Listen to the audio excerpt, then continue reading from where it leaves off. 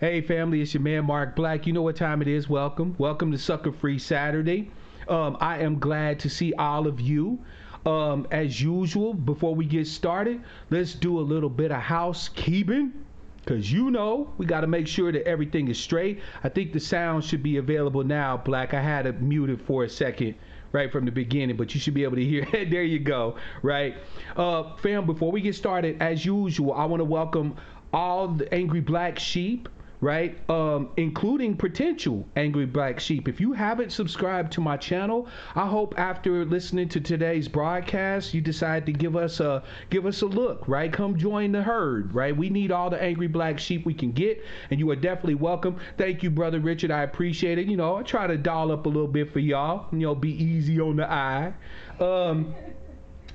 By the way, in the links of in the description field of every video, there's links to reports, resources, books, everything, right, to help you get up on your advocacy, right? You need to know not just why we fight, but what we're fighting for, right? So there's opportunities and links for you to do that, books, access to reports, so on and so forth. Also, too, if you like my work and you deem it worthy of your financial support, right, there are links to do that as well. Right now, I'm currently asking for people to sign up for my Patreon, become patrons of mine. $5 a month, fam, easy peasy. She's a sleazy, right? Help a brother out, and it would be definitely appreciated. But even if it's just a buck, what have you, it's all good. Because the chat does get popping pretty often, all of my angry black sheep know that I do pay attention to the chat. But if you really want to say something that you want me to address, use the super chat. You don't have to give a lot. It's not for that per se. It's just so that I can make sure to give your comment the way it deserves, right?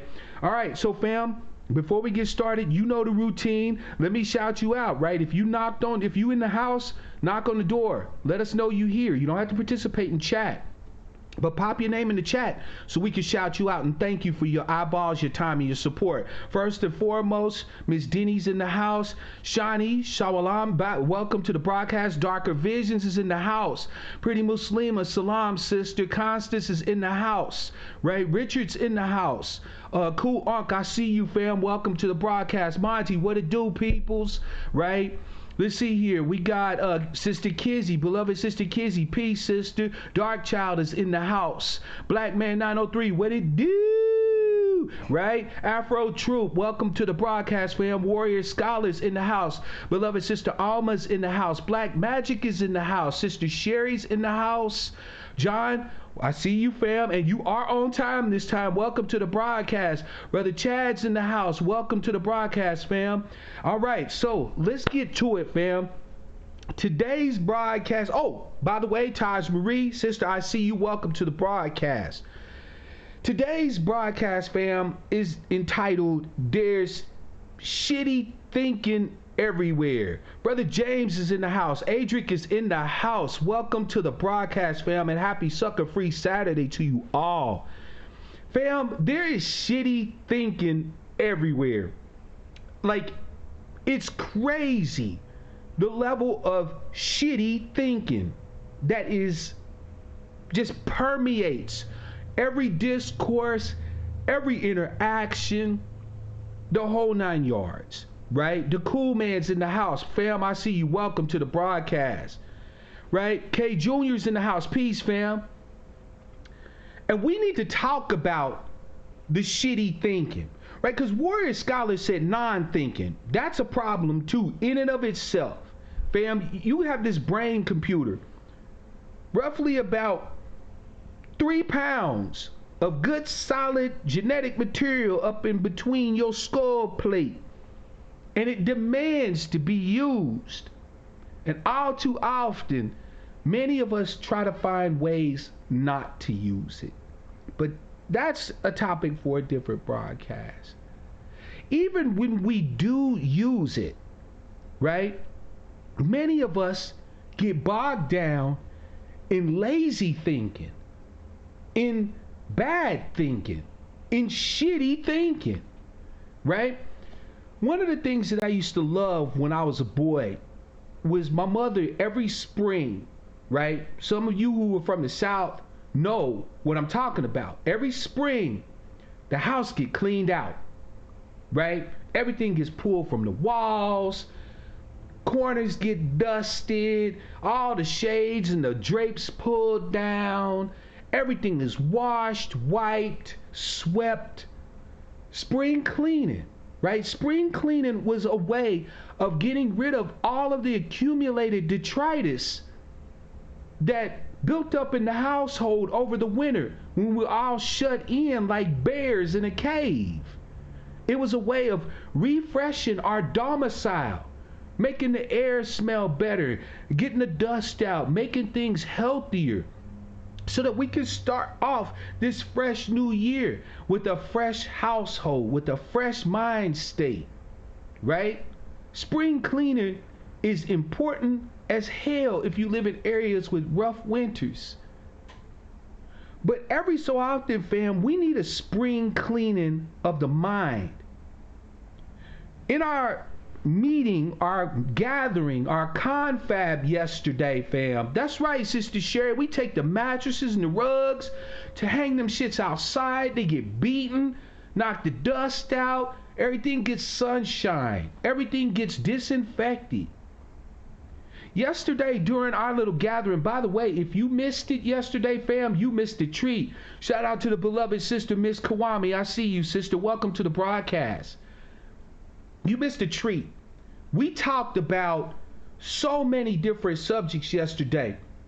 But one of the topics that we kept coming back around to, thank you, sister, I appreciate it, we kept coming around to the bad thinking that seems to have become ensconced, right, in the way we operate. Thank you, Noel, I appreciate it.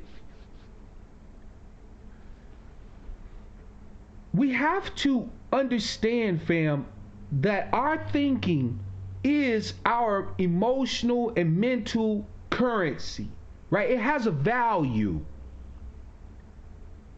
And so, like anything else of value, to the extent that we maintain it, to the extent that we utilize it well, to the extent that we keep it disinfected, keep it spotless, keep it sharp and honed, the more valuable it's going to be, the better it's going to suit us. By the way, shout out to my brother Agent Smith from the Matrix. Welcome to the broadcast, fam. So in the spirit of addressing this shitty thinking, right? Today, fam, we are going to talk about fallacies. Now, before we go there, before we go and start discussing various fallacies, let's talk about what fallacies are. Fallacies are essentially flawed thinking, right?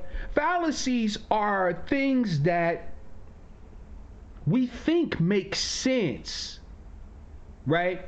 Especially when we hear them in rhetoric, in argumentation, in debate. But they derive from flawed means of computation, of thinking, of analysis, right? Thank you, man. Welcome to the Angry Black Sheep. We are glad to have you as a member of the herd.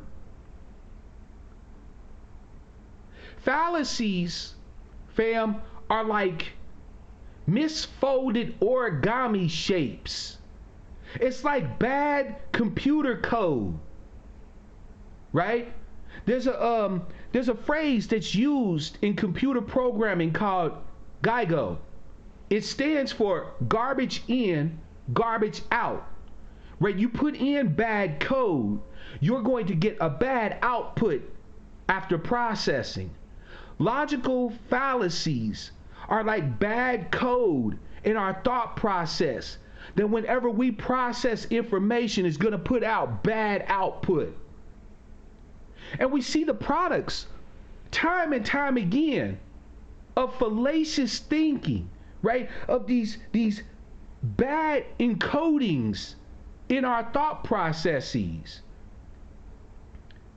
Now, under most normal circumstances, fam, fallacious thinking is at best, or at worst, I would say, a nuisance, right? If you're in an educational or academic environment, watching someone frame an argument or perform in a debate with fallacious thinking and bad premises is an annoyance. It's a hindrance to proper communication. But for us, the descendants of the American slaves, right? For us, the black descendants of United States slavery, logical thinking isn't just a nuisance. It's actually deadly to us. In a society, fam, where due to your accrued disadvantage, right, your inherited taint, you usually only get one shot to get something right. You cannot afford the luxury of having bad code in your brain computer putting out bad outputs. Right? You can't afford it. By the way, shout out to Easy Be Easy. James said fallacy or malnourished best intentions, bro. Fallacies don't have anything to do with your intentions because intentions are based on emotions, right? Fallacies are problems that come in your analysis of data. It's computational. See, we as black folk have a lot of good things about the way we interact with each other emotionally. Some of it can be deleterious, but I love the emotionality, the passion, the richness of our emotional lives with each other. Like, we talk about, niggas, right? But the fact is that one of the things that makes us great is our rich emotional lives that we have with each other. I can guarantee you, no matter what you may think about us as a people, by the way, shout out to my sister Khadija, peace to you, and welcome to the broadcast. No matter what you might think of us, you're going to feel us wherever we are. So we got the feeling part down pat. But the thing is that with the bad logic, the bad code that we have inculcated in our brain computers, fam, is causing us to make mistakes, causing us to have bad outcomes that in a country where you may only get one shot to get it right could mean the difference between living and a social death as a prelude to your physical demise. If this is the case, fam, it is incumbent upon us to get rid of these fallacious systems of thinking in our minds, right? Now, I told you were going to need your thinking caps on today. This probably won't be one of my most popular broadcasts, although it should be. Because we are going to look at and break down some of the most common fallacies that we engage in that cost us so much. All right, so fam, with that in mind, let's go to the teaching screen. I pulled up a website for you, and I know because many of you ask, here is the website for you to pull up and join along with me.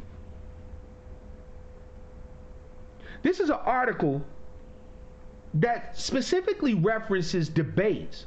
But what I want you to understand is this, fam. These logical fallacies actually permeate everything that we find ourselves interacting with. It permeates our discussions on politics, our discussions on economics. You're welcome, Kizzy. Our discussions on religion and spirituality, our discussions on social issues such as raising families and gender relations. These logical fallacies affect our thinking across a wide spectrum of human activities. And so while we'll talk about the need to recognize these fallacies specifically in debate, when you leave this broadcast today, fam, I want you to have a clear understanding of these fallacies as they operate in every area of your life and in every area of your activities, right?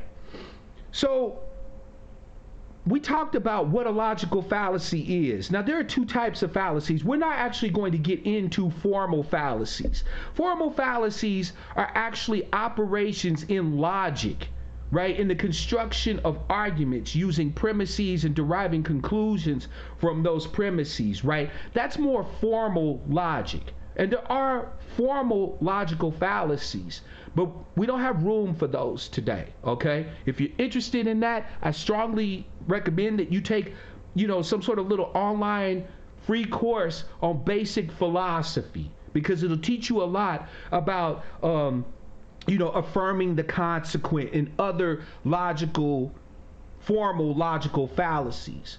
When we talk about logical fallacies, we usually refer to them in the sense of informal fallacies, which is an error in what you're saying, right? In the content of your argument. You might have your ideas correctly, but something you said wasn't quite right. You feel me? So it's an error in reasoning, right? Now, here's where we are. The first fallacy, I think, is one that is probably the most extant, the one that black folk go to as a matter of course, and it's ad hominem fallacy, right? The ad hominem fallacy, ad hominem in Latin means against the man, literally, right? But what this fallacy is that it's any statement that's made in a debate that does not reference the facts, but instead attacks the individual in which you're debating, right? So let me give you an example of an ad hominem. I say to you, the fact is that 30% of our children experience blase skippity woo woo, okay? And you say to me in response, oh man, you just a bitch ass nigga. You just soft. You don't want us to address our kids because you a bitch ass nigga. That doesn't address the statement that I made. It doesn't address any of the assertions that I made. It's an attack on my person, right? It's an attack on me.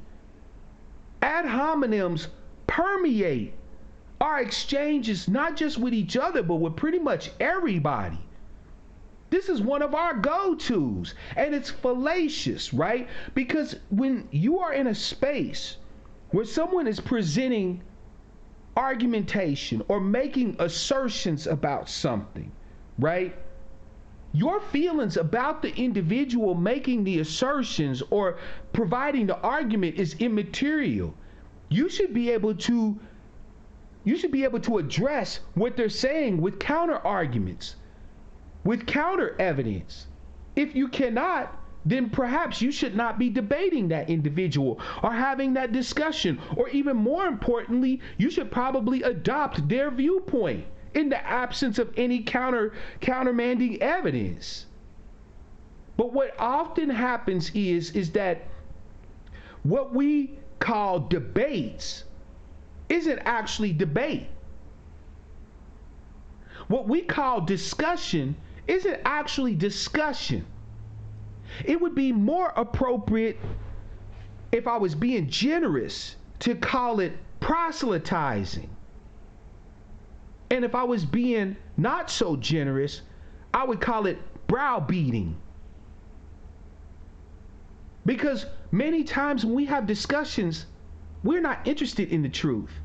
We're not interested in actually discovering what it will take for both of us to walk away from that discussion on the same page. Nope.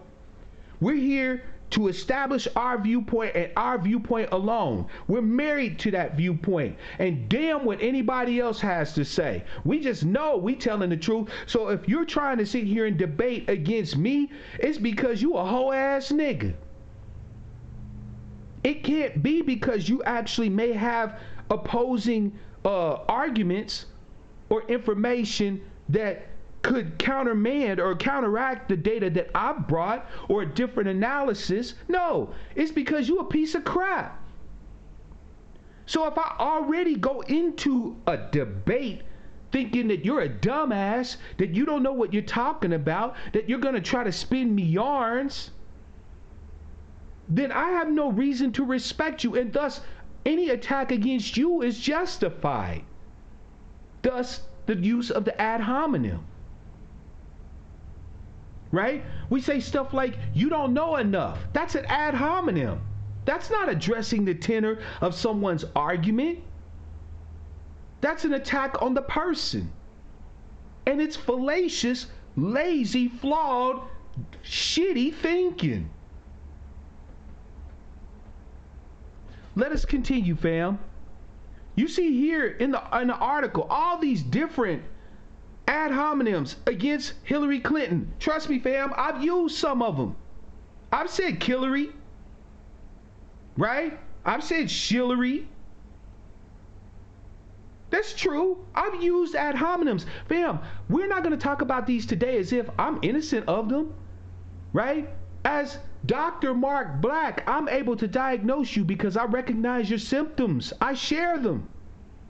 I have committed each and every last one of these logical fallacies. Who better than to tell you the pitfalls of them than someone who's experienced the pitfalls of them? One of the things that I love about this article here, it says that the use of ad hominem often signals the point at which a civil disagreement has descended into a fight.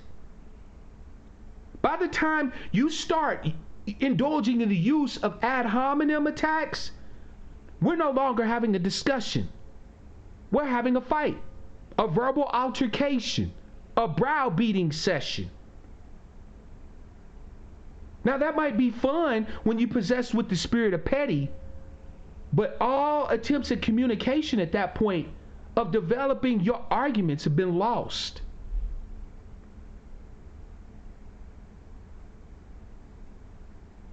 You don't know enough may be a true statement, but you can't on its face say you don't know enough without establishing what someone is able to know via evidence. You have to have a chain of evidence in order to be able to then assert that someone doesn't know enough. If you just simply make the blanket statement, you don't know enough, then yes, it is an ad hominem.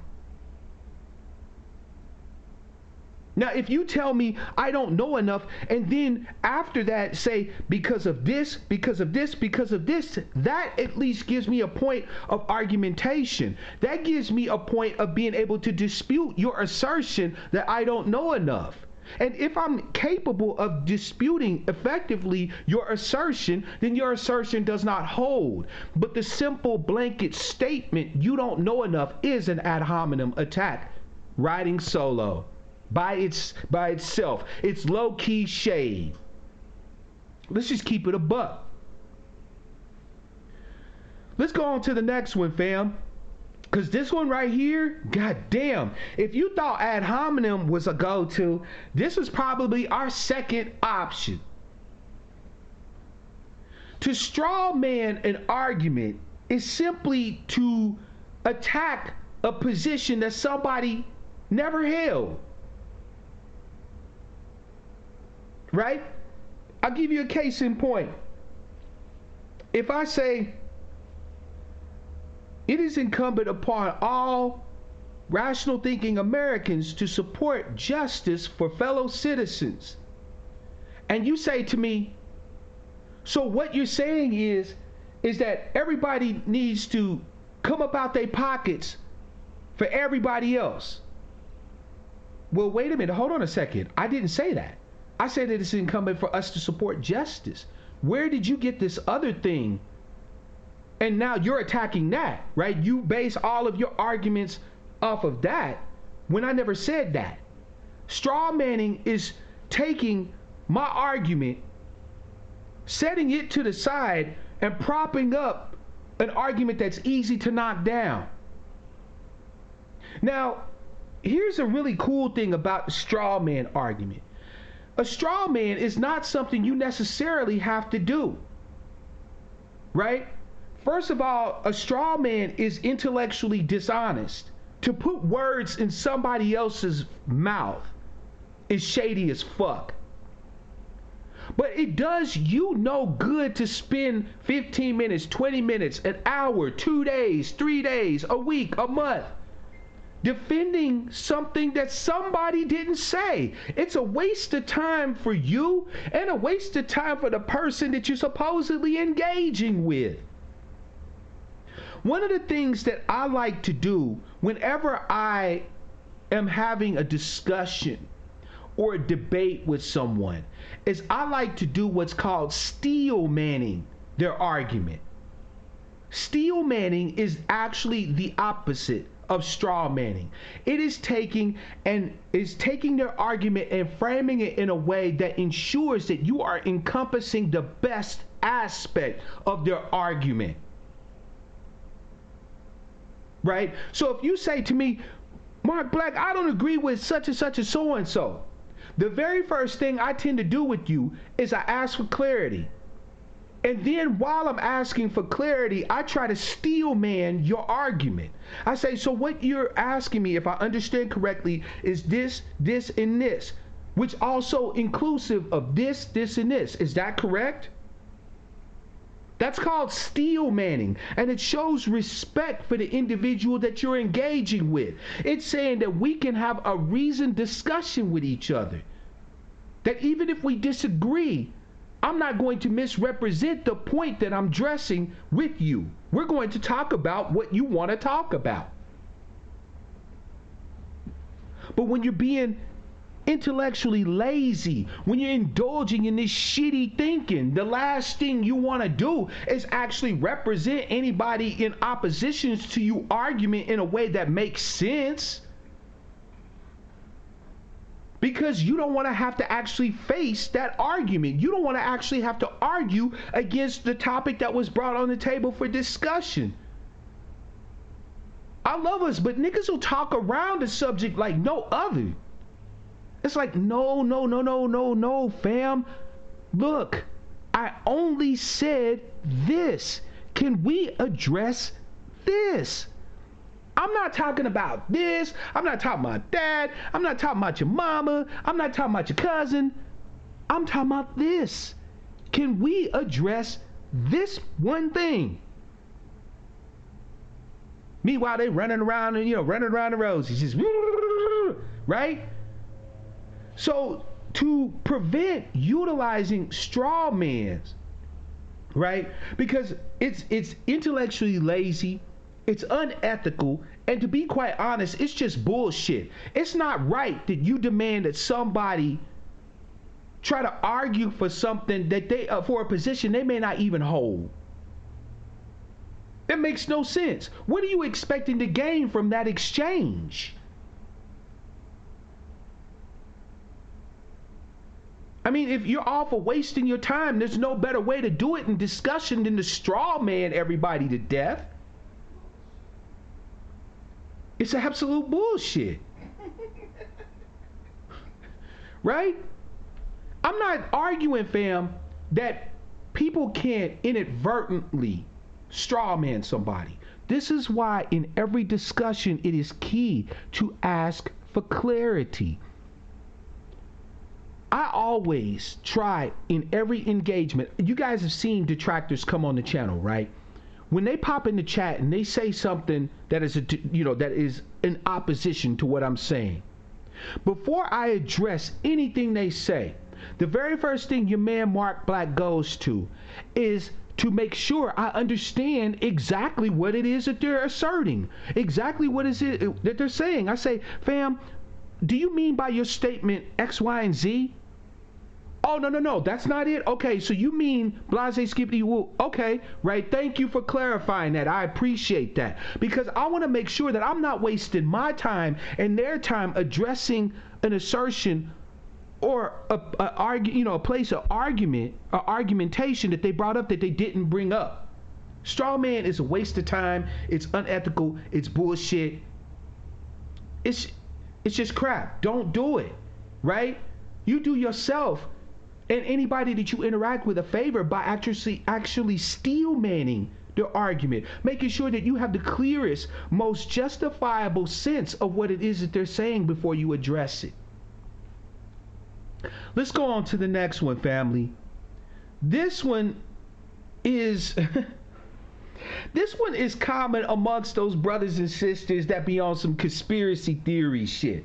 Now, y'all know how I feel. I'm sorry. I have my own biases. Y'all know that, right? Y'all know how I feel about conspiracy thinking, conspiracy theory thinking. You don't need to allege conspiracy anything that you can point to simple rationales to explain, right? Like, we don't need, you know, a conspiracy of the Bilderbergs, the Trilateral Commission, and all this and that and the third to explain why rich folks is greedy.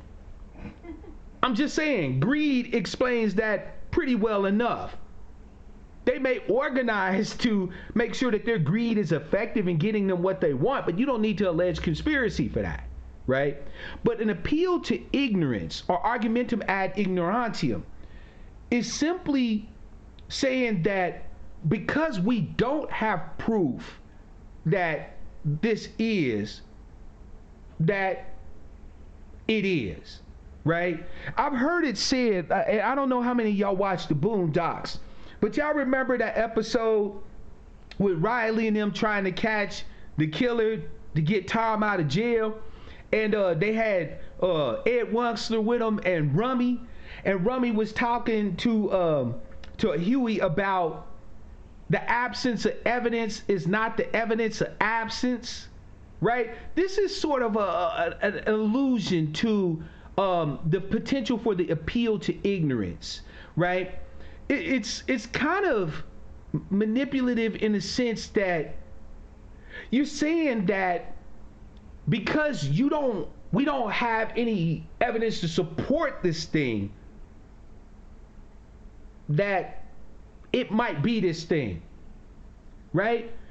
Like the article says here, if the same argument strategy can support mutually exclusive claims. Now, what mutually exclusive means is that you have one claim, you have the other claim, one of both can't be right.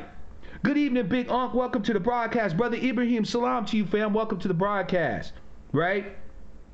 If you can use the same argument to try and support mutually exclusive claims, it's probably not a good strategy to use in an argument, right? An appeal to ignorance is not proof of anything except that you don't know something. And you would think that would be clear, right? Like, we don't know if there's aliens. So all we know from that statement is that we don't know that aliens exist.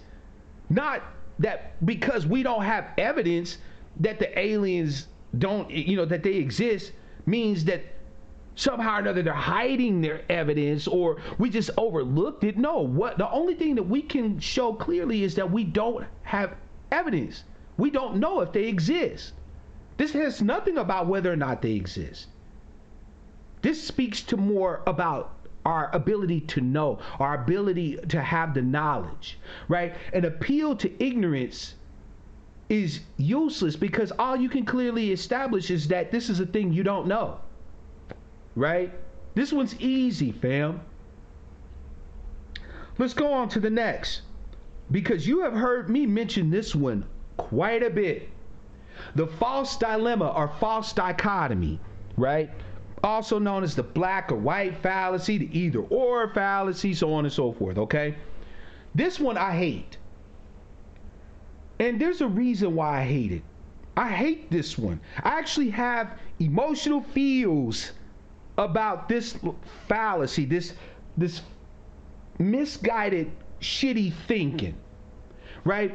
Because one of the things that has been an issue for us as the people who constitute the bottom caste in America is the constriction of our ability to choose things, right?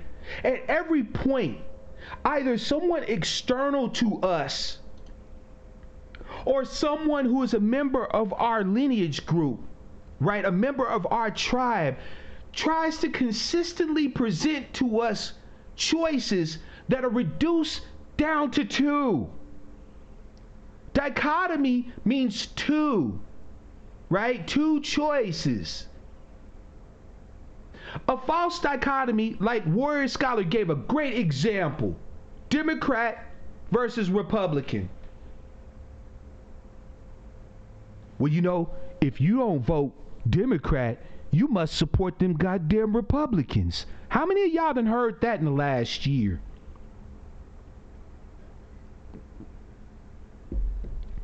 Y'all putting all these Democratic candidates on blast. Y'all must be MAGA. You must support Trump.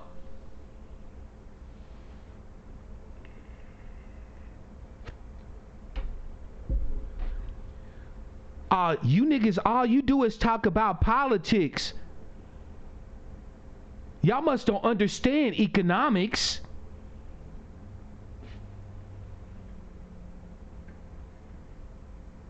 How many times, fam, have you heard somebody try to tell you that if you don't go with X, or you don't understand X, or you don't accept X, then you must accept Y?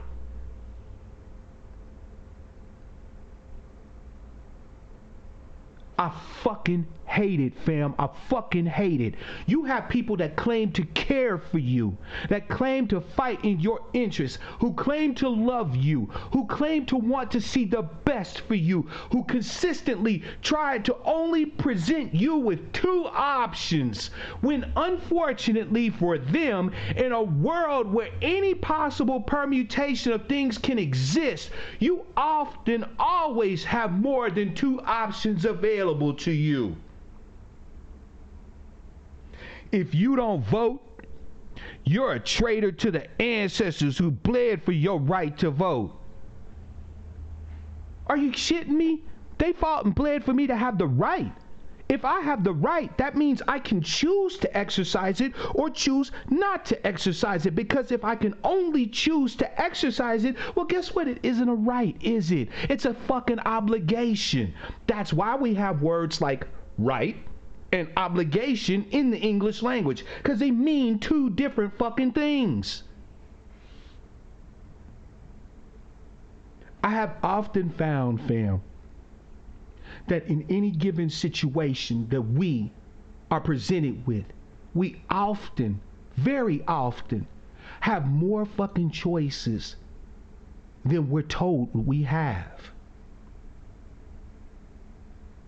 You have various personalities who will try to present their thought process, their logic, their analysis, not as a way, right? Not as a possible way to move, but as the way to move.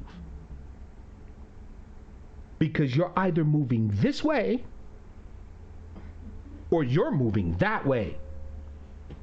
Huh? Last time I checked, we live in 4D space-time. We have up and down, we have height and width, and we have depth. We've got a whole host of directions that we can move in, many of which will take us to the same damn destination. Yet continually, fam, you will find demagogues, you will find sophists. Don't worry, we'll talk about sophistry later on in this broadcast. You will find sophists who take a world full of choices for you, my beloved tribes people, and distill all your choices down to two. I can promise you, as your brother and one who loves you, that anybody who will take your choices and break you down to where you only have two options, when there are other options that exist, they do not mean well for you. I don't give a fuck who they are. They do not mean well for you, fam. They do not mean any good to you. Most times we are not presented with either or propositions that you either do this or you do that. Many things that we have been presented with can be both and.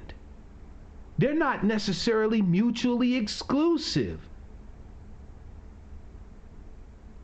You cannot vote for Democrats and still not be running to the Brexit camp to vote for Republicans.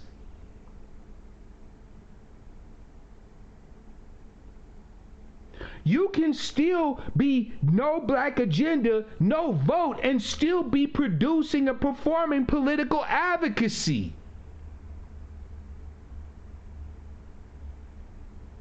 They're not either or. They are not mutually exclusive. Both, you can walk and chew bubble gum at the same fucking time.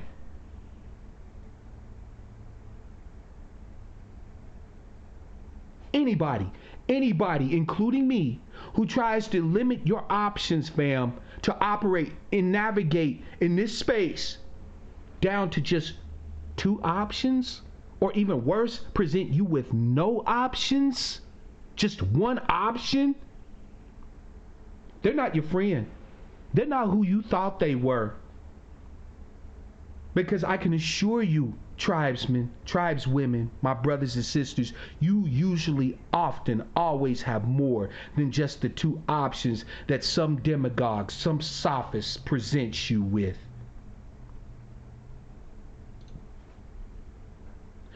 Fam, Monty, this is why I'm doing this broadcast. I want you to be able to get rid of this bad code in your brain computer so that you can process and make analyses in a way that's beneficial for you as an individual, for your families, for your community, and ultimately for your tribe. Because as you go, so do we go. And there's too many personalities out here that prey upon the fact that you don't understand how this bad coding works, how this shitty thinking actually operates. They utilize it against you to your disadvantage and to their advantage. The more I empower you to be able to see how they do this, and the more I'm able to empower you to understand what is being done to you, the more I empower me. Because uplifting you, protecting you, defending you makes it capable for you to uplift and protect and defend me. Me helping us understand this material, this information, is the most selfish thing I could do for myself, because it is going to have benefits far beyond anything I could have done on my own. Let's go to the next one, family. The slippery slope fallacy. This one isn't actually quite as common among us as you would think. Right? I like the example used here, but if you have to let me go to the party, because if I don't go to the party, I'll be a loser with no friends, and then I'll be living in your basement at 30, right? The slippery slope says that if this thing does not occur, that it is going to be the causal relation to a whole host of cascading things that aren't necessarily clear from the initial act, right? Now, there are demagogues, there are sophists among us who will use slippery slopes to try to get you into falling in line. Oh, well, you don't have to listen to me, right? You don't have to listen to me. If you don't listen to me, you know what's going to happen to you? Trump going to do this, and the Democrats are going to do that, and then the capitalists is going to do this, and then by this date, you're going to be eating out of soup kitchens. Slippery slope. It's a slippery slope fallacy. It's saying that your lack of action or your action taken here can be extrapolated to cause all of this long, unending chain of effects. 90% of the time, negative. Now, there are other people that can use the slippery slope as an incline, believe it or not. Have you going up the slide. Man, if you do this, man, you're going to get paid, and the girls is going to love you, and you're going to be, you know what I'm saying, the most popular cat. You're going to get into VIP and blind say skippity woo woo. That's a slippery slope too. It's saying if you do this one thing, all of these things are going to be causally related, when the fact you can't be assured of that. It's the same fallacious thinking. You can do it negatively and you can do it positively. But either way, it's sloppy, shitty thinking. It's bad code. The article says here, it's hard enough to prove one thing is happening or has happened. It's even harder to prove a whole series of events will happen. That's a claim about the future. And we haven't gotten there yet, right? With the slippery slope, it's making a series of predictions that unfortunately you can't hold somebody to, because they're making those predictions now expecting your compliance or your acquiescence now, today, in the hope that their predictions of the future comes to pass the way they say. But the problem is that they cannot assure you that those things that they predict in the future will happen in that causal chain in which they've connected them. So the slippery slope demands your action or your inaction today with no corresponding proof or evidence that these causal chains will occur simply as they laid them out. It's slippery and messed up, fallacious, shitty thinking.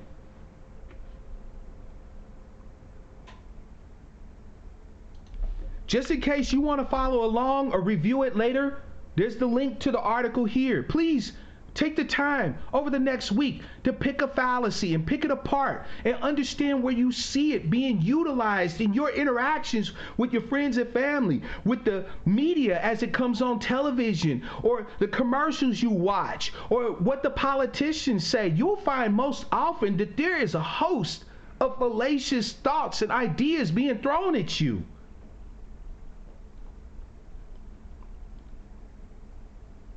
Here's another one, fam, that is really, really, really annoying. A circular argument. And the best example of a circular argument that I've heard is one that's actually in the article here. The Bible is true. It's the 100% inerrant word of God. Well, how do you know that? Because the Bible says that it's the 100% inerrant word of God. It's using a referent, or attempting to use a referent as support for itself. It's literally talking in a circle. Fam, I can't make this thing up. Petitio principi, right, in Latin, assuming the first thing or the initial thing. Thank you, cool Unc. I like the teaching screen too, fam. It's a great tool for us. It's funny because a lot of people think that this is actually a reasonable argument. You know, such and such and so is a scholar on political science and political movement.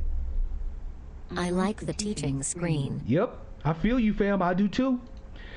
They say such and so is an expert on political analysis.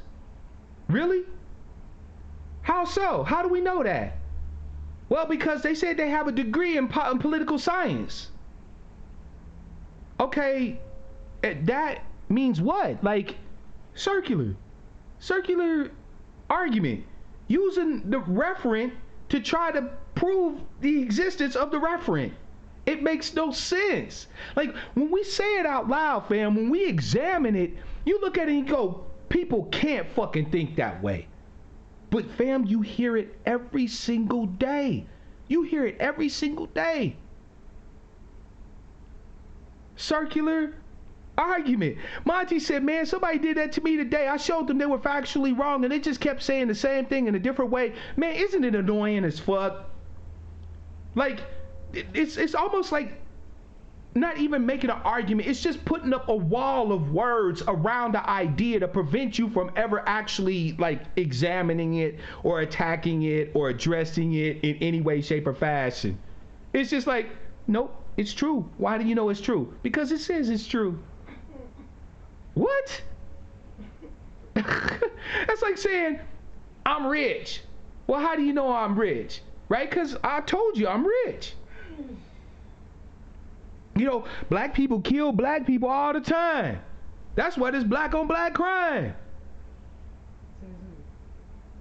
Says who? Right? Like, where's the evidence? You can't use a referent to support its own self. That's like putting the apex of a pyramid in midair without a foundation, without a base. When do you ever see that? But that's what people who present you these circular arguments do. They expect you to believe that apexes don't need bases. I bullshit you not, fam. And it's shitty thinking. Let's go on to the next one, fam. I want to thank all of you for your patience. I appreciate y'all sticking with me. We're going to learn today, right? Exactly. Richard said people throw out a word salad. They throw out a lot of words. Don't mean shit. See, fam, what you not understanding is the ramifications of the cognitization of the grammatization of the conversation. You dig? Like, what the fuck did you just say? You know what I'm saying? Right?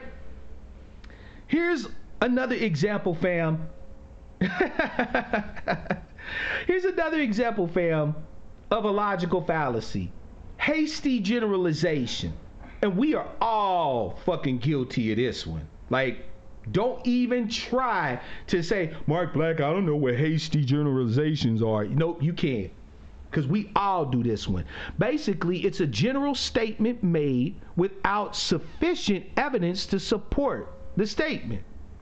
Right? We'll say something like, man, all these immigrants is here to screw us over. Where's your evidence?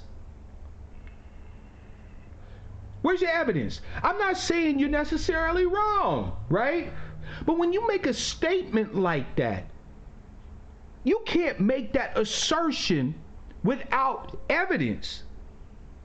And when you say all immigrants are here to fuck us over, you have to bring a level of evidence that supports literally the assertion that every immigrant is here to do us dirt. And I get it, fam. We get emotional sometimes about some of the data items that we learn, some of the pieces of data that we get access to. Right? When we learn about the damage that immigration causes our people, both legal as well as illegal, that causes us to feel some kind of way about it, right? We don't want to see anything happen to our fellow tribes people. And so when we end up in discussions with people and they get to talking about immigration and essentially demanding your support for what they're talking about, and you already feel some kind of way about it, it becomes very easy to just make a generalization that unfortunately is not supported by the available evidence. We are all guilty of this, right? It's okay to generalize. You see what I'm saying? It's okay to make a general statement, right? As a matter of fact, we all kind of know, fam, that when we say all of a particular group, we don't necessarily mean all of them, right? We using that sort of as a stand-in for saying a good lot of them, or the overwhelming majority. Like in the case where we lack numbers, if we want to say a lot, we don't know how to say, most of us, the vast majority or the overwhelming majority or the majority, right? So we'll say stuff like, man, all of them. But remember, fam, if you're making an argument of some sort, to make these generalizations, these hasty, broad generalizations, requires that you bring evidence to support your assertions. When you're just making a general statement, fam, that's all right. But the moment you make a general assertion, right, where you're asserting, when you're making a truth claim, You have to have evidence to support that truth claim. And you don't even have to have evidence that necessarily means that it's 100% true. You can have a standard of evidence that says that something is more likely to be true than not. Right? I like to use the example, fam, of criminal law. When you go to court, they say beyond a reasonable doubt. You have to establish beyond a reasonable doubt. That right there is the standard of evidence that's acceptable in a criminal trial, meaning that any reasonable person has to have a doubt in the veracity of your case as presented in order for you to be acquitted. That has to have a reasonable, you have to get beyond that. So if there's any reasonable person who would look at the case as presented and say, wait a minute, I'm not certain, you have to acquit. Now we know that's more honored in the breach than anything else, but that's the way it's supposed to operate. But now in civil court, the standard of proof is by a preponderance of the evidence. That simply just means, is it more likely to be true than not? So if it's 51% more likely to be true than false, then your claim is upheld. It's a different standard of proof. Whenever you make a truth claim, you have to understand that you have to have the proof. You have to have a burden of proof that you meet. And hasty generalizations made out of emotion can get you caught up in a trick bag when you're actually having discussions and debates with people. One of the things that I try to do to prevent being caught up in hasty generalizations is to try and take my emotional stance out of a discussion. That doesn't mean that I don't feel the way I feel about the topic at hand. It just simply means that for this moment, for this discussion, I'm going to discount what I feel and go with the information.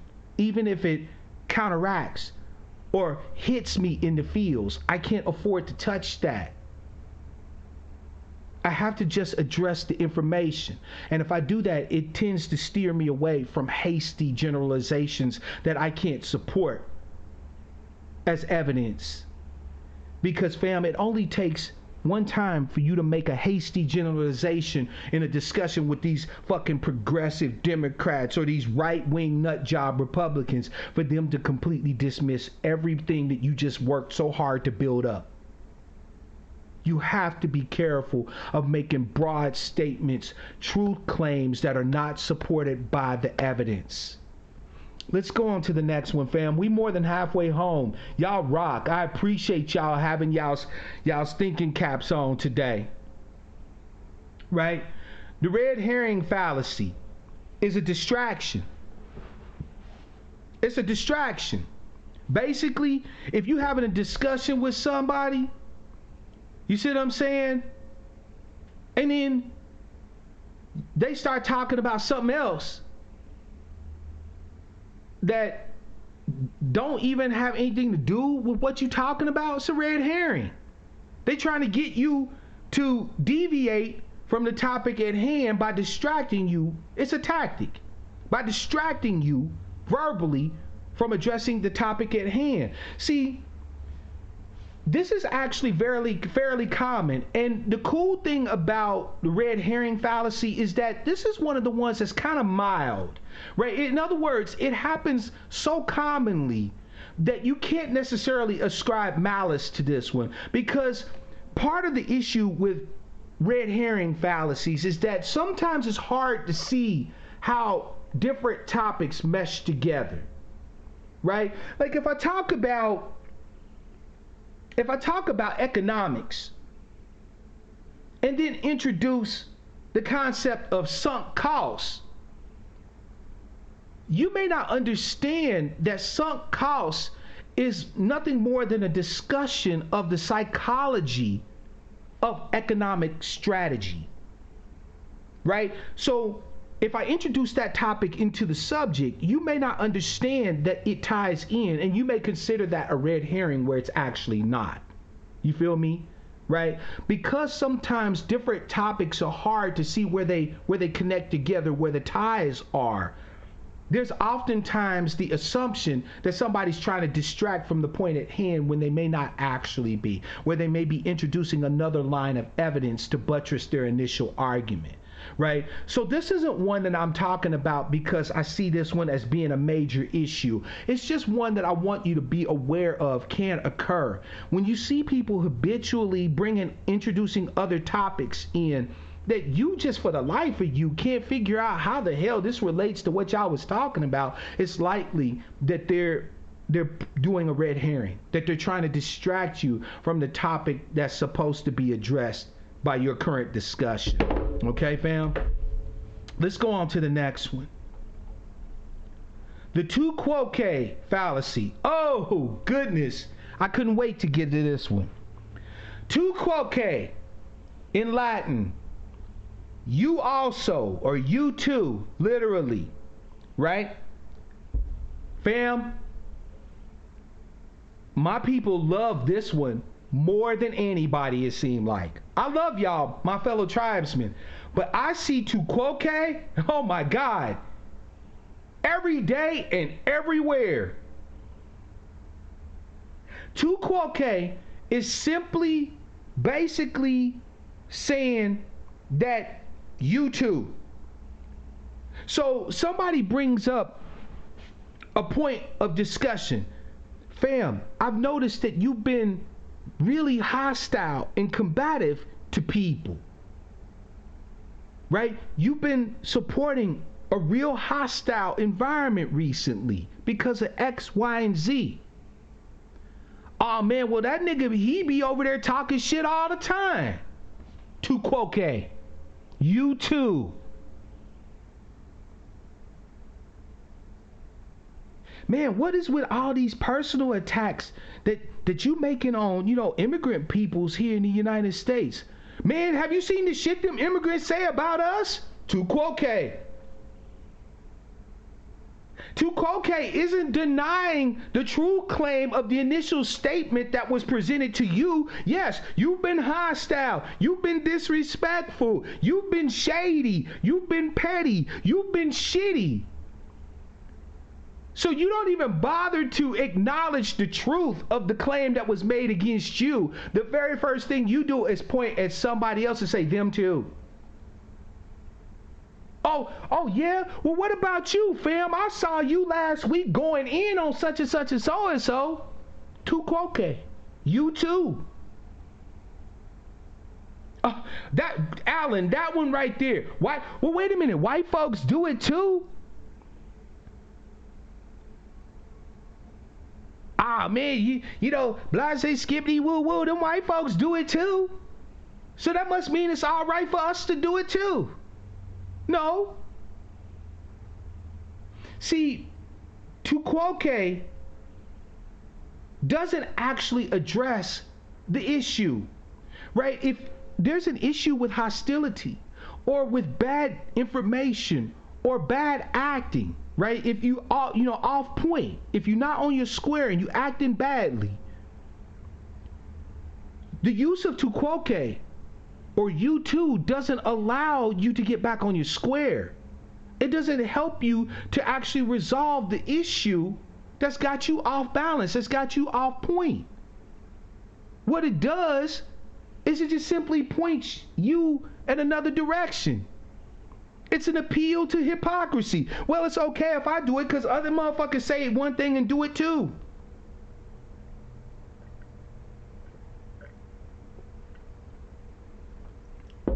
That's facts.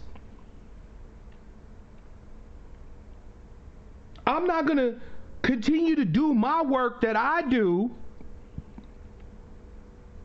because I need to defend myself against all the shady shit them niggas do. That's facts. You too. Well, all I'm doing is defending myself. I mean, you can't just sit there and keep letting people just talk crazy to you. How does that address your initial problem? How does that address your initial circumstance? Okay, I'll give you a case in point. We all are about our justice claim, about getting justice, the debt paid for us and our ancestors, right? On behalf of them, we walk in their shoes. But then we get sidetracked into a bunch of petty ass drama and bullshit. And then when called out on the fact that we got sidetracked on some petty ass bullshit, we don't say, you know what, fam, you right.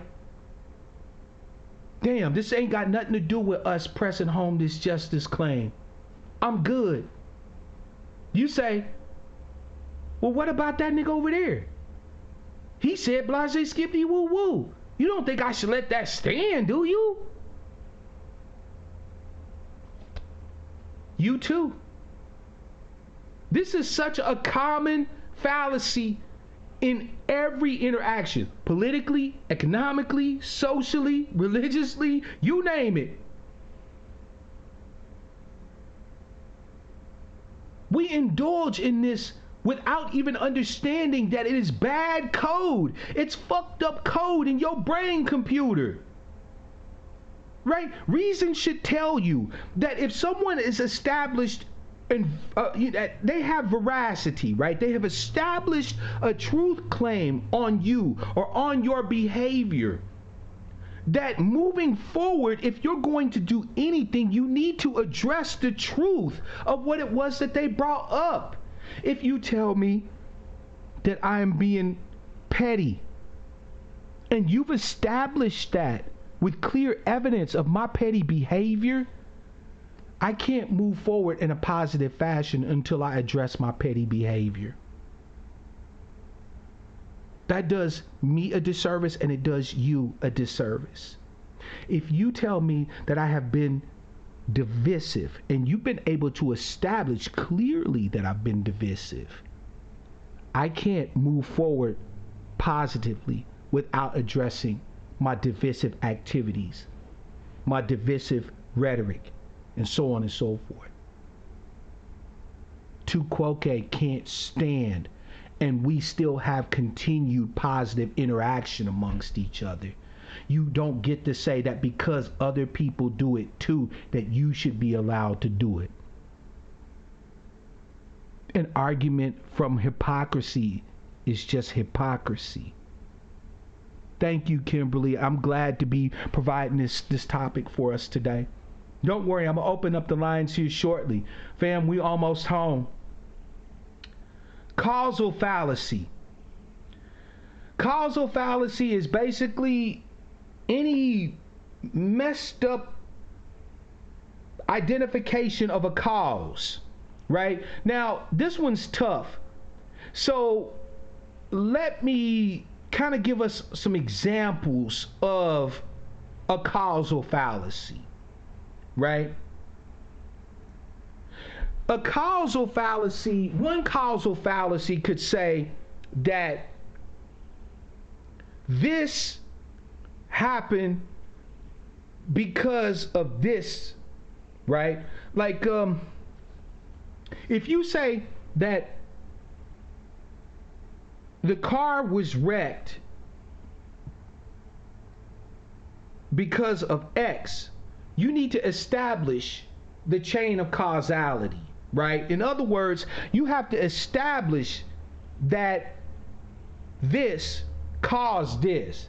Any break in that causal link is fallacious, right? One really common thing that a lot of people like to do is basically say that because this happened after this, then this caused this, right? Or that this caused this. So this happened after this. So this was the cause of that. In Latin, it's called post hoc ergo propter hoc, meaning basically after this, therefore because of this, right? And essentially it's a fallacious thing of saying that because this occurred after this, then this must have caused this. You know what I'm saying? Man, I saw you with a hammer on my hand, so it must have been, a hammer in your hand, so it must have been you that put that dent in the hood of my car. How have you established causation? Simply because you see somebody later with a hammer in their hand does not follow that they were the cause of the dent in the hood of your car. There's more analysis that you need to do before you can say that there's a causal link between this person with the hammer in their hand and the dent in your car. You can have your suspicions, but that requires you to do investigation. You don't get to say that because you saw somebody with a hammer in their hand that they were the one that put the dent in the hood of your car. Because you cannot directly show the correlation the causation between the person having the hammer and the hood, and the dent in the hood of your car. Right? Monty brought up a good one. You said African American and not black, so you must be an agent of white supremacy. How do you derive this person's agent or lack of agent status based off of that? How is that causal? You see what I'm saying? The police will say, I pulled you over because of blase skippity woo woo, right? Why are they doing that? Because in order for them to justify their interaction with you, they have to have a cause, a reason for doing so. So the very first thing they tend to do is identify the reason that they pulled you over.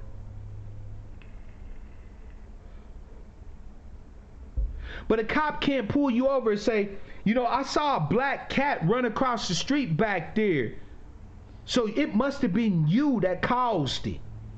You'd be like, what the fuck? How can you establish that me driving down the street in my car was the cause of a black cat running across the street?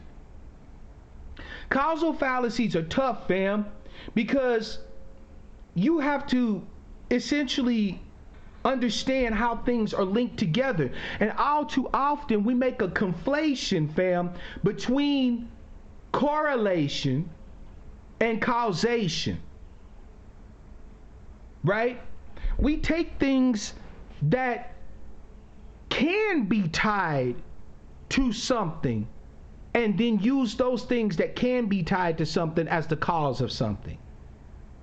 But if you study science, one of the first things you learn is that correlation is not causation, right? There's high crime in a certain area, right? And like Black Magic said, stop and frisk lowered crime rates. Establish the chain of causation. Establish the institution of stop and frisk as the direct cause for lowering crime rates. Isolate all the variables. More jobs came into the community. The community watch program started up.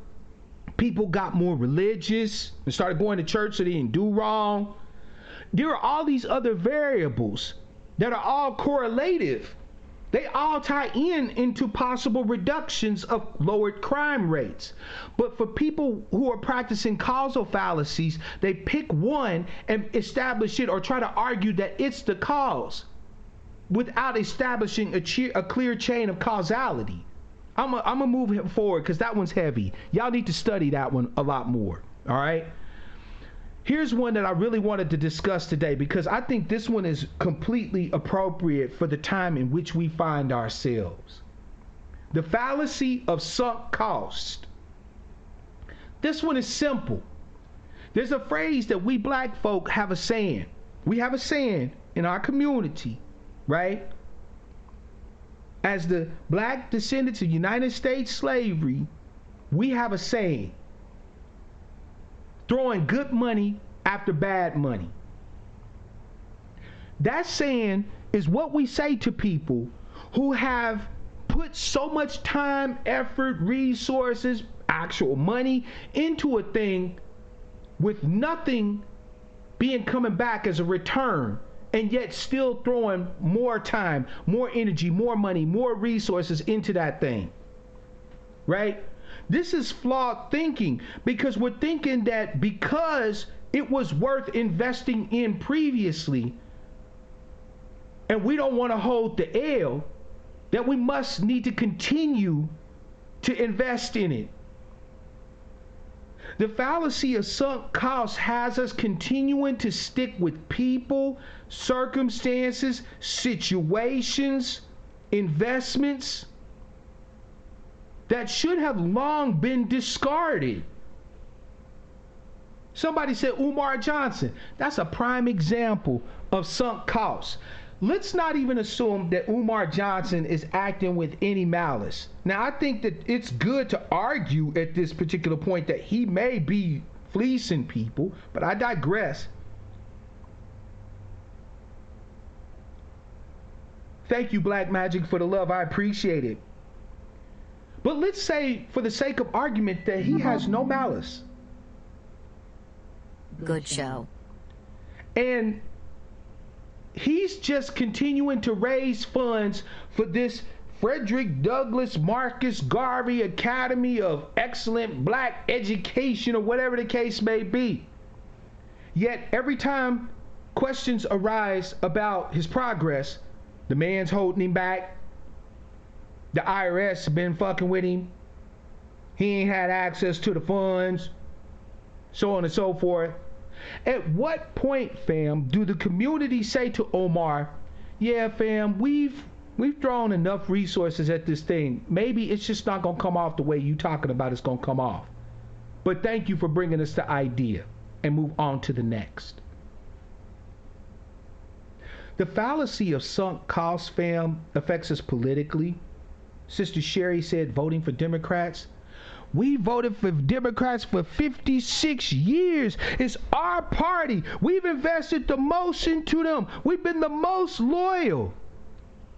All that really says, logically speaking, is that we've put the most into this party.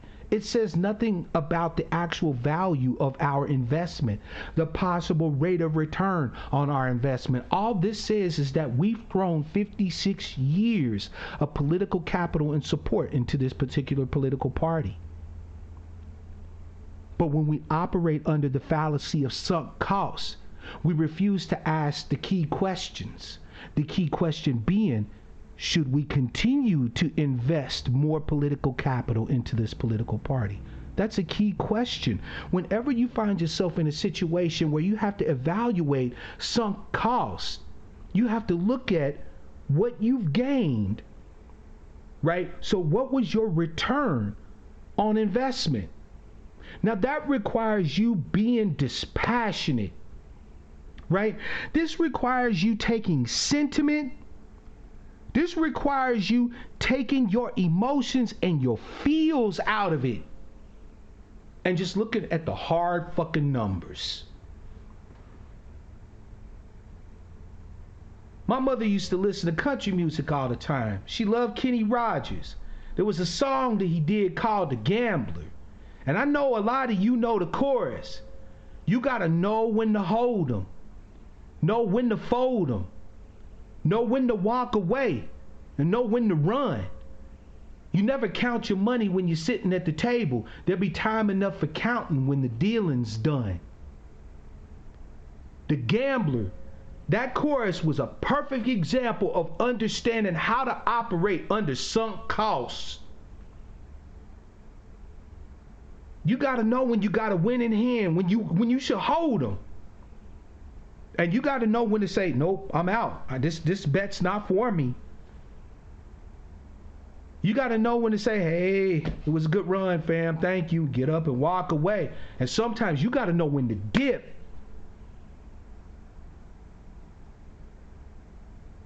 And you don't get to make these calculations where your enemies can see them, right? You don't sit there and show your cards to your opponent. This is something you do internally. This is discussions that you have with yourself. I'm in this relationship with this motherfucker, and I've been with him for 4 years. Should I stay with him? You got some hard questions you need to ask. What's been the rate of return on your investment?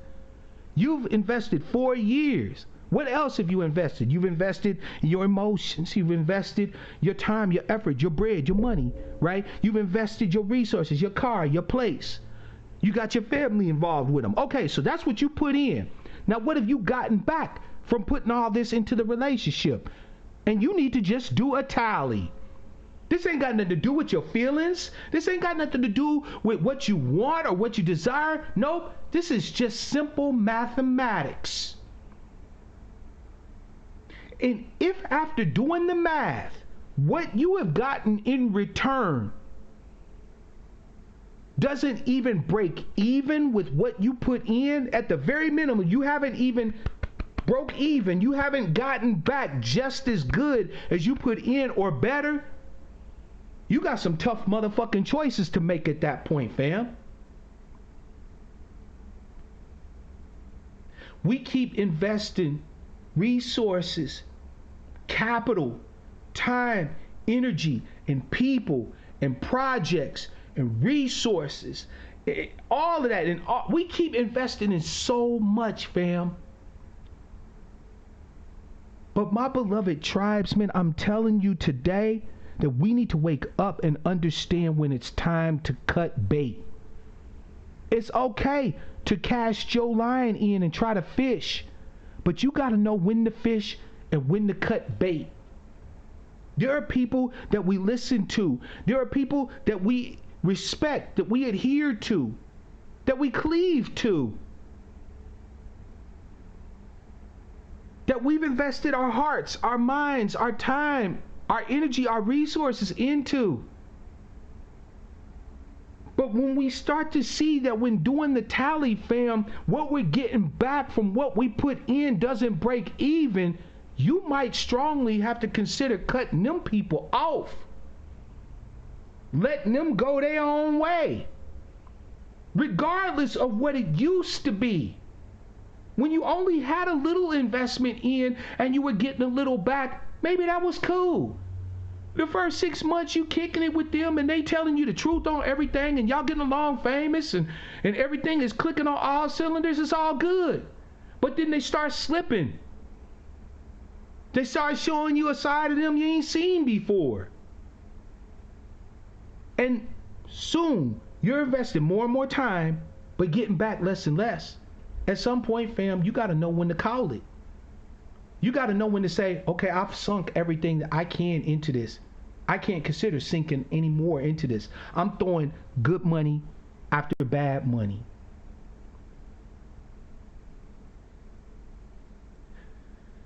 Mark, what's up with your situation with Yvette and Tone? I've addressed that, Cotton. I respect Yvette. I respect Tone and what they doing. I don't agree necessarily with some of their strats and some of the other stuff that they've been doing, but I'm not here to agree with everything they do. I encourage them to run their race, and I run mine. Let's take a look at the last few, fam. This one's pretty important. The appeal to authority, right? The appeal to authority is fallacious. But let me break it down to you what this is. An appeal to authority, fam, is not fallacious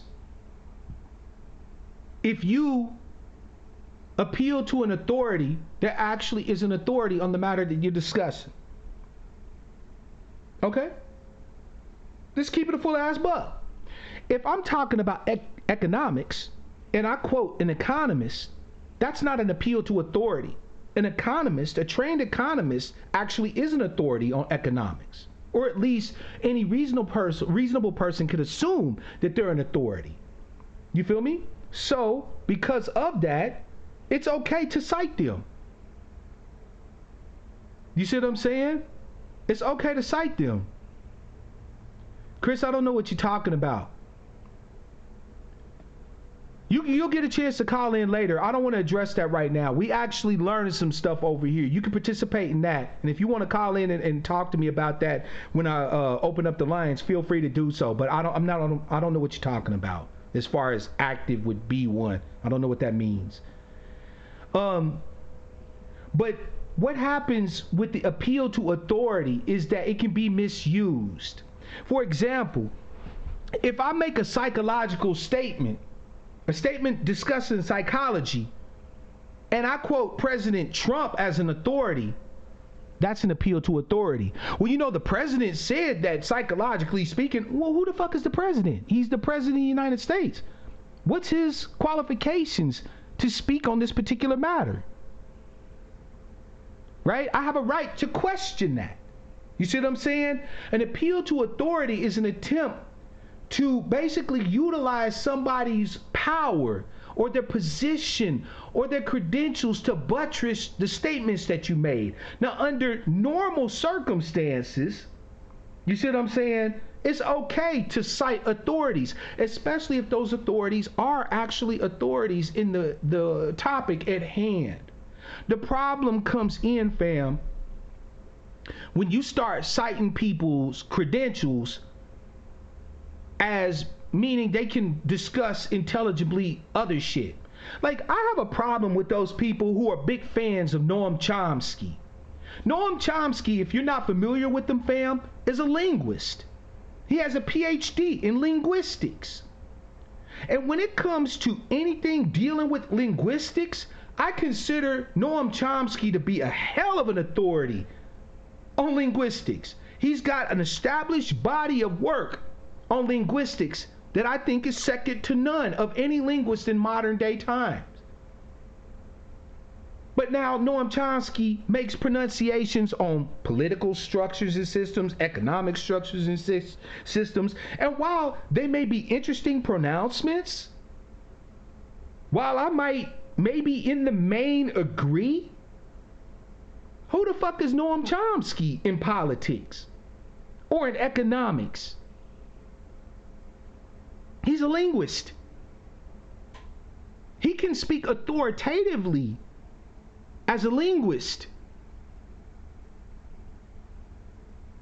But he's no authority when it comes to politics or economics or anything else. He's just like me in that particular matter. He can have opinions. He can have informed opinions even. But to cite him as an authority on something political or economic is useless to me. It means nothing. He's not an authority. And to appeal to him as an authority in these matters is fallacious. You know, fam, we have to understand that credentials aren't the end all be all of a discussion. They really ain't. They really aren't. This is not to deny the obvious work and effort that people have put in to gain their credentials. I respect the effort that people have put in, the work and the time and the study that they put in to earn their respective credentials, right? To earn their authority and their given speciality, right? In a given specialty. But simply because they are credentialed in a particular specialty does not mean that they get to speak authoritatively on every subject under the sun. Einstein was an amazing physicist. An amazing physicist. And I appreciate his obvious intellect. But does that mean that I'm bound by any dictates that he spoke on about how society should operate? Not necessarily. He could be just as uninformed, just as biased, just as ignorant about that topic as I am. Now, when it comes to physics, when it comes to understanding relativity, both special and general, I'm not going to do anything but defer to Einstein. But I can ask questions if Einstein makes a pronouncement about political structures, about religious systems, or so on and so forth. Don't ever let people get you caught up, fam, in the idea that them being credentialed in some place means that they are then credentialed in all places. Right? I can look at the pronouncements made about the meaning of life from Michio Kaku as just opinions. He's an awesome theoretical physicist. But what the hell does he know about the meaning of life that I can't know? It's not his specialty. It's mine. It's not even mine. Right? Maybe I might want to go ask a philosopher about that. Or maybe I want to ask a theologian about that. Maybe I would consider them authoritative when it comes to discussing the meaning or the purpose of life. I hope I've been able to kind of clarify this one for you, fam. We're nearly finished, fam, and thank you all for your patience. I appreciate it. Midtown is in the house. Chris, I respect you too, fam. We'll talk. I'll open up the lines. You'll be able to talk all you want. I promise you. Equivocation, fam, is fallacious. It's shitty thinking, right? Equivocation is basically using ambiguity to be able to try to confuse people into thinking that you're saying one thing, but you're actually saying something else. Equivocation is super shady, fam. It's super shady. Have you ever talked to somebody that you knew didn't agree with you, but then they would give you an explanation that when you were to pause to break it down, or whatever the case may be, you see that they still don't agree with you, but the way that they used the words and the way that they tried to twist the meaning of the words and stuff like that made it sound like that they agreed with you? You feel me? Equivocation. Equivocation is deliberate. It is actually intellectually unethical, dishonest communication. Equivocation is a way of trying to avoid actually addressing a subject by creating the false pretense that you and I are on the same sheet of music when we're actually diametrically opposite.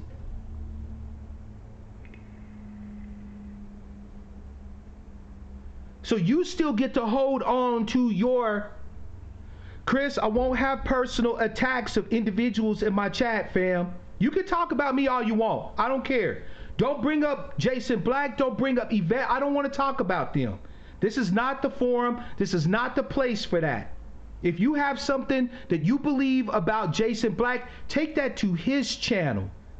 If you have something that has to do with Yvette and Tone that you want to say about them, take that to their respective channels.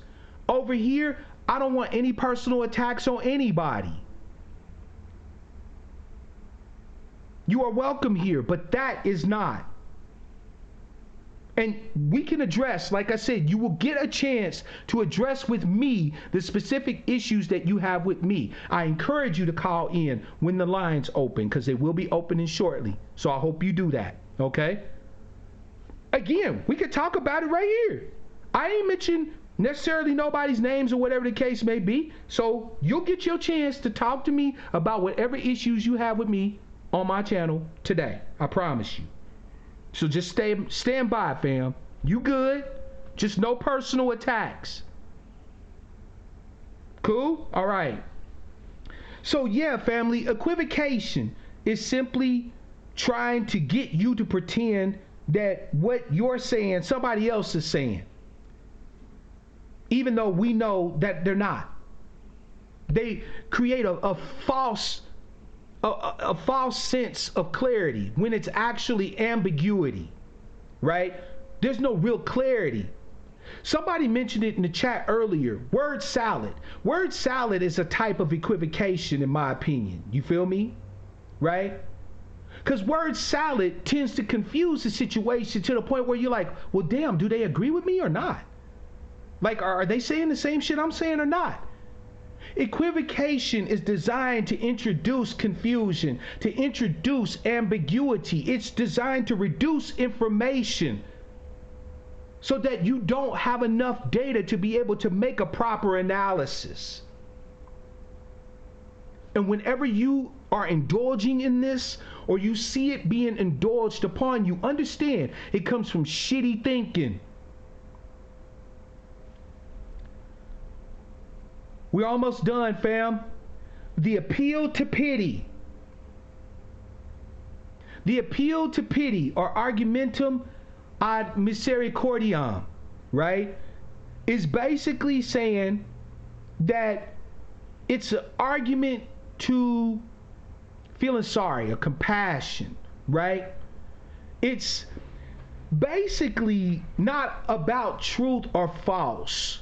right? An appeal to pity or an argument from compassion is basically trying to manipulate your emotions to agreeing with something that's not necessarily about the facts, right? Like, how can you say this horrible thing about such and such and so and so? Don't you realize what they have done for you? They care so much about who you are and where you are that they were willing to invest such and so and so into your life to better your life. Don't you feel some kind of way? You should really strongly reconsider your stance on X, Y, and Z. That might be the case. But none of that actually addresses my stances of X, Y, and Z. That's simply saying that I should feel some sort of way, right? I should feel some sort of compassion, or, hey, maybe they didn't mean this to be like that. Or, their intentions are good. An appeal to pity, an argument to compassion. And an argument to compassion isn't necessarily maliceful, but what it does is it prevents us from actually addressing the issues that present the arguments in the first place. I say to you, I've noticed that you've been going in my bank account spending my money without my permission. And you drove my car and emptied out all the gas in the gas tank. And you ate my sandwich last week that I was going to take for lunch to work. And you say to me, what, you don't want me to eat? You should understand that I'm struggling, right? I would have put gas in your car, but X. Well, that doesn't really address the actual issues that I brought up. You're just basically asking me to have compassion for the fact that you expressed or did these things. Okay. Even if I was to have compassion for you, even if I was to say, I understand, fam, that doesn't take away from the fact that you drove my car and emptied out the gas tank, that you took the money out my bank account and you ate my sandwich. Exactly, durable goods. But I'm saying though, right? Whenever you hear that, you already know that it is appeal to pity. That somehow or another, there's going to be a whole heap and gob of discussion, but never actually get around to the meat of what you presented, of the assertions that you made. And it's fallacious thinking. Truth and falsity is truth. It's about facts, right? Emotions can be anything, right? You can make it appeal to being an asshole. Oh man, you know that fool, right? That's how he roll.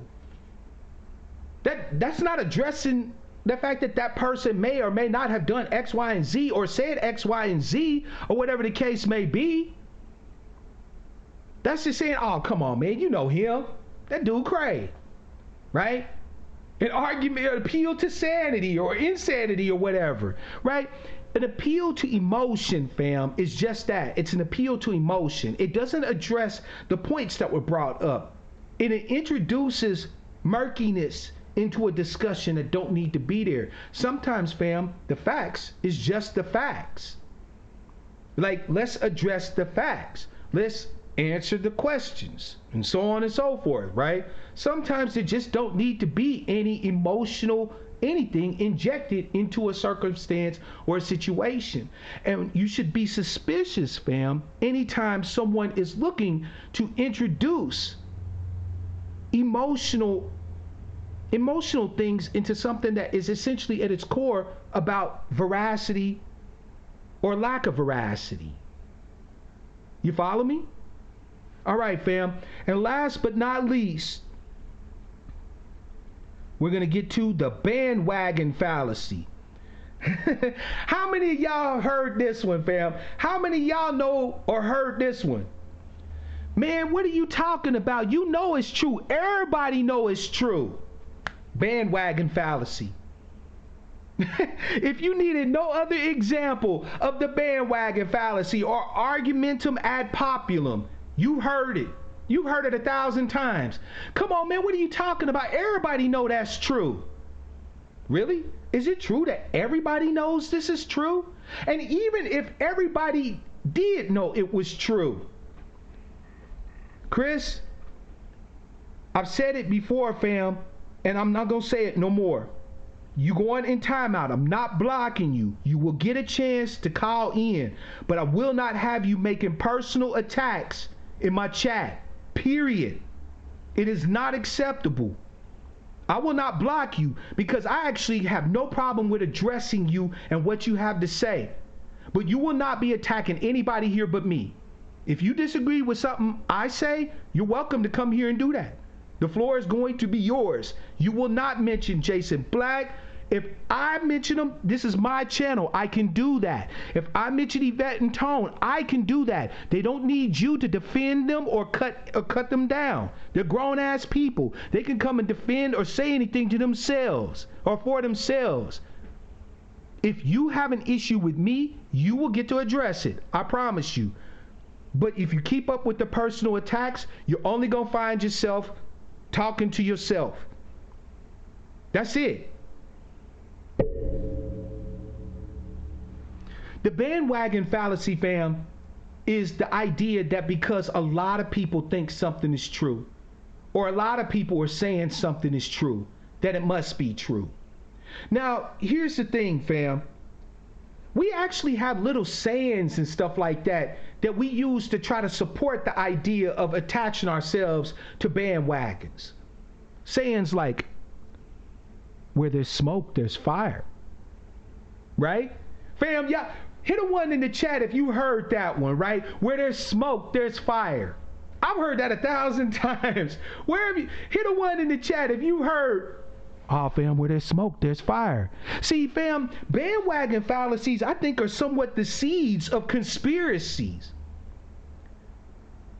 Oh, man, you heard about Agenda 2030? You know, I was watching so-and-so and such and such, and he said Agenda 2030, man, means that the globalists are going to take us over. And he got like 1 million followers, fam, so you know, where there's smoke, there must be fire.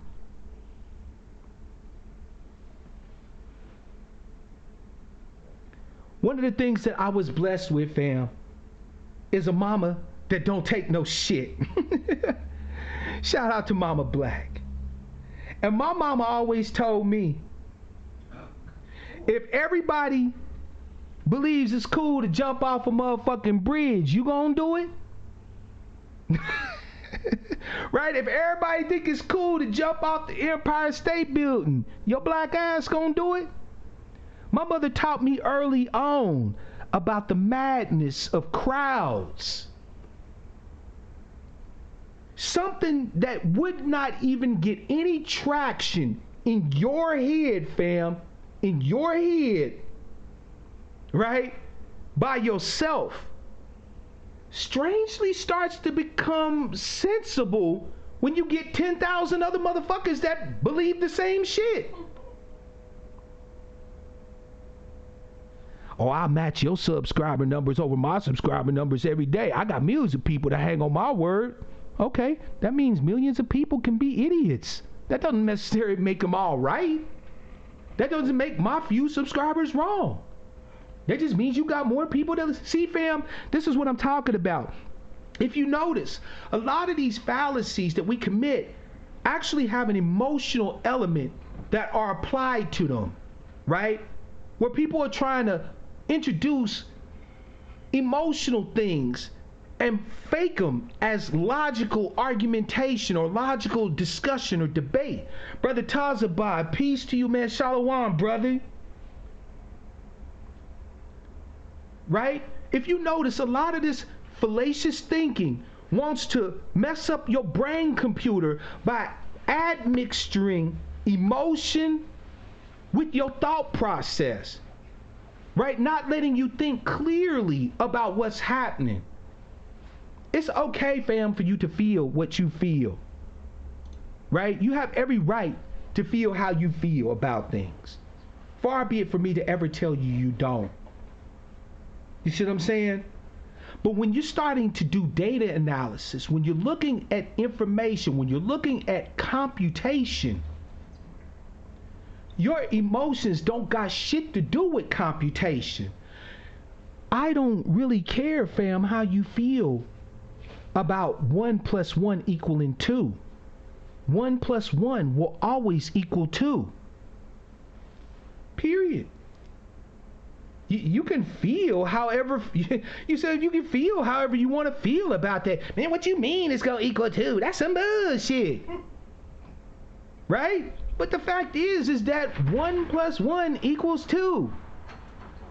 And a lot of the time, fam, what happens is we get caught up in arguments that actually aren't arguments. We get caught up in debates and discussions that aren't actually discussions because there's no effort to try to get to the truth. There's only, like Chris Rock said, distance and irritation.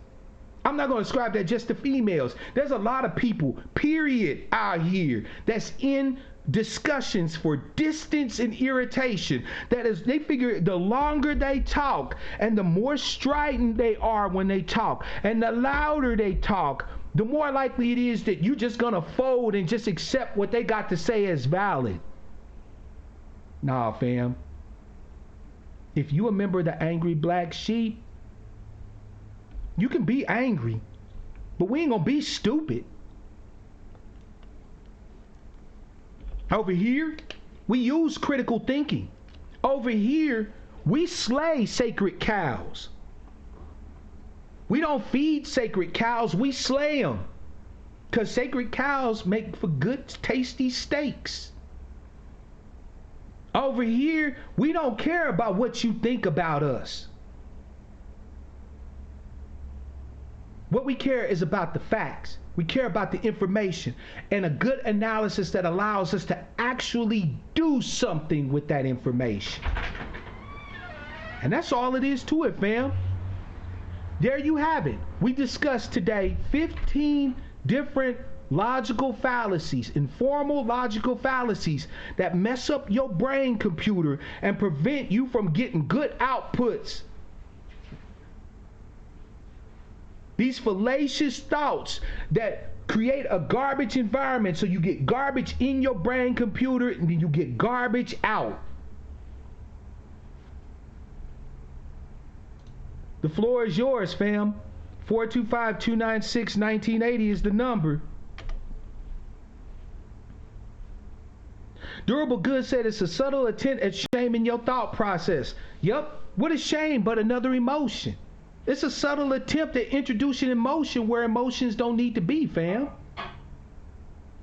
You can almost tell in any given situation whether somebody's trying to actually empower your thought process, empower you to understand what's happening, empower your thinking, and when they're trying to manipulate you and get one over on you by the simple fact of whether or not to introduce an emotion into the arguments, an emotion into the discussion. When they're using pejorative terms like, oh, that's bullshit, or that's your opinion. Where's your evidence? Right? If you have the evidence, you don't have to tell me that a thing is bullshit. I can see for myself, based off of the information you presented, that it's bullshit. Right? Caller from 919, it's your man Mark Black. What's your name, where you calling from, and what's on your mind? Hey, how you doing, Mark? I appreciate you taking my call. Can you hear me clearly? I can hear you clear, fam. Okay, cool, man. Hey, listen, I'm a truck driver, man. Identify yourself for the fam, because I think I know who this is. But I want to make sure. Yeah. Well, they call me truck driver, and I'm from Durham, North Carolina. Got you. Thank you, brother truck driver. What's on your mind, fam? Okay, well, I had 2 quick points, bro, that I wanted to bring up to you. Number one, I feel like you're being a bit disingenuous with some of your callers. Now, I was in the truck the other night listening to your show, and a lady called in, and she spoke about she was turned off by the fact that she was told to vote down ballot. Right. Because it left her no choice but to vote Democrat, and she didn't want to vote Democrat. But what I'm saying is that I know you are more educated in regards to the down ballot situation, but you let that lady think that the down ballot was simply about voting for Democrats, when that is not the case. The down ballot, you can vote on an issue that has nothing to do with any candidate. The idea of down ballot is to have people engaged. Now, the ADOS movement has for years been working on getting people to be engaged again. Yes. Because without engagement, there is no reparations. Okay. Without politics, there's no reparations. So if I got someone that has worked on Capitol Hill, that has a degree in political science, that has done the work, right, that has brought us this far. We done talked to Sandy Dirty. We have all the data. Right. Right? And we've got this far. We've been called bots. We had a movement where we shut that down. Right. I was and all there, of this. fam. So what I'm saying is that. I was there. So what I'm saying, Mark. Right. So what I'm saying, Mark, is that they have brought us this far. Right. Now we haven't even given the movement a chance to fail yet. How do we know down ballot won't work? How do we know that? We didn't give it a chance to fail yet before if it ain't broke, don't fix it. Thus far, I have yet to see this ADOS movement do anything that's detrimental to reparations. But, so I don't understand that. And last thing I'm going to say is this. That woman was very uneducated, man, about the political process. And instead of you telling her that you don't only have to vote Democrat for down ballot, you could at least give her the full context before you left her there to believe that was the case. You could have told her that, it could be a tax on cigarettes. They're trying to, and you're a smoker. You can vote down ballot on that. And you're not giving the full context of Yvette when she explained that. Okay. She said that the idea is to have people engaged in politics, because in the end, that was going to get us reparations. And then you keep bringing up Trump.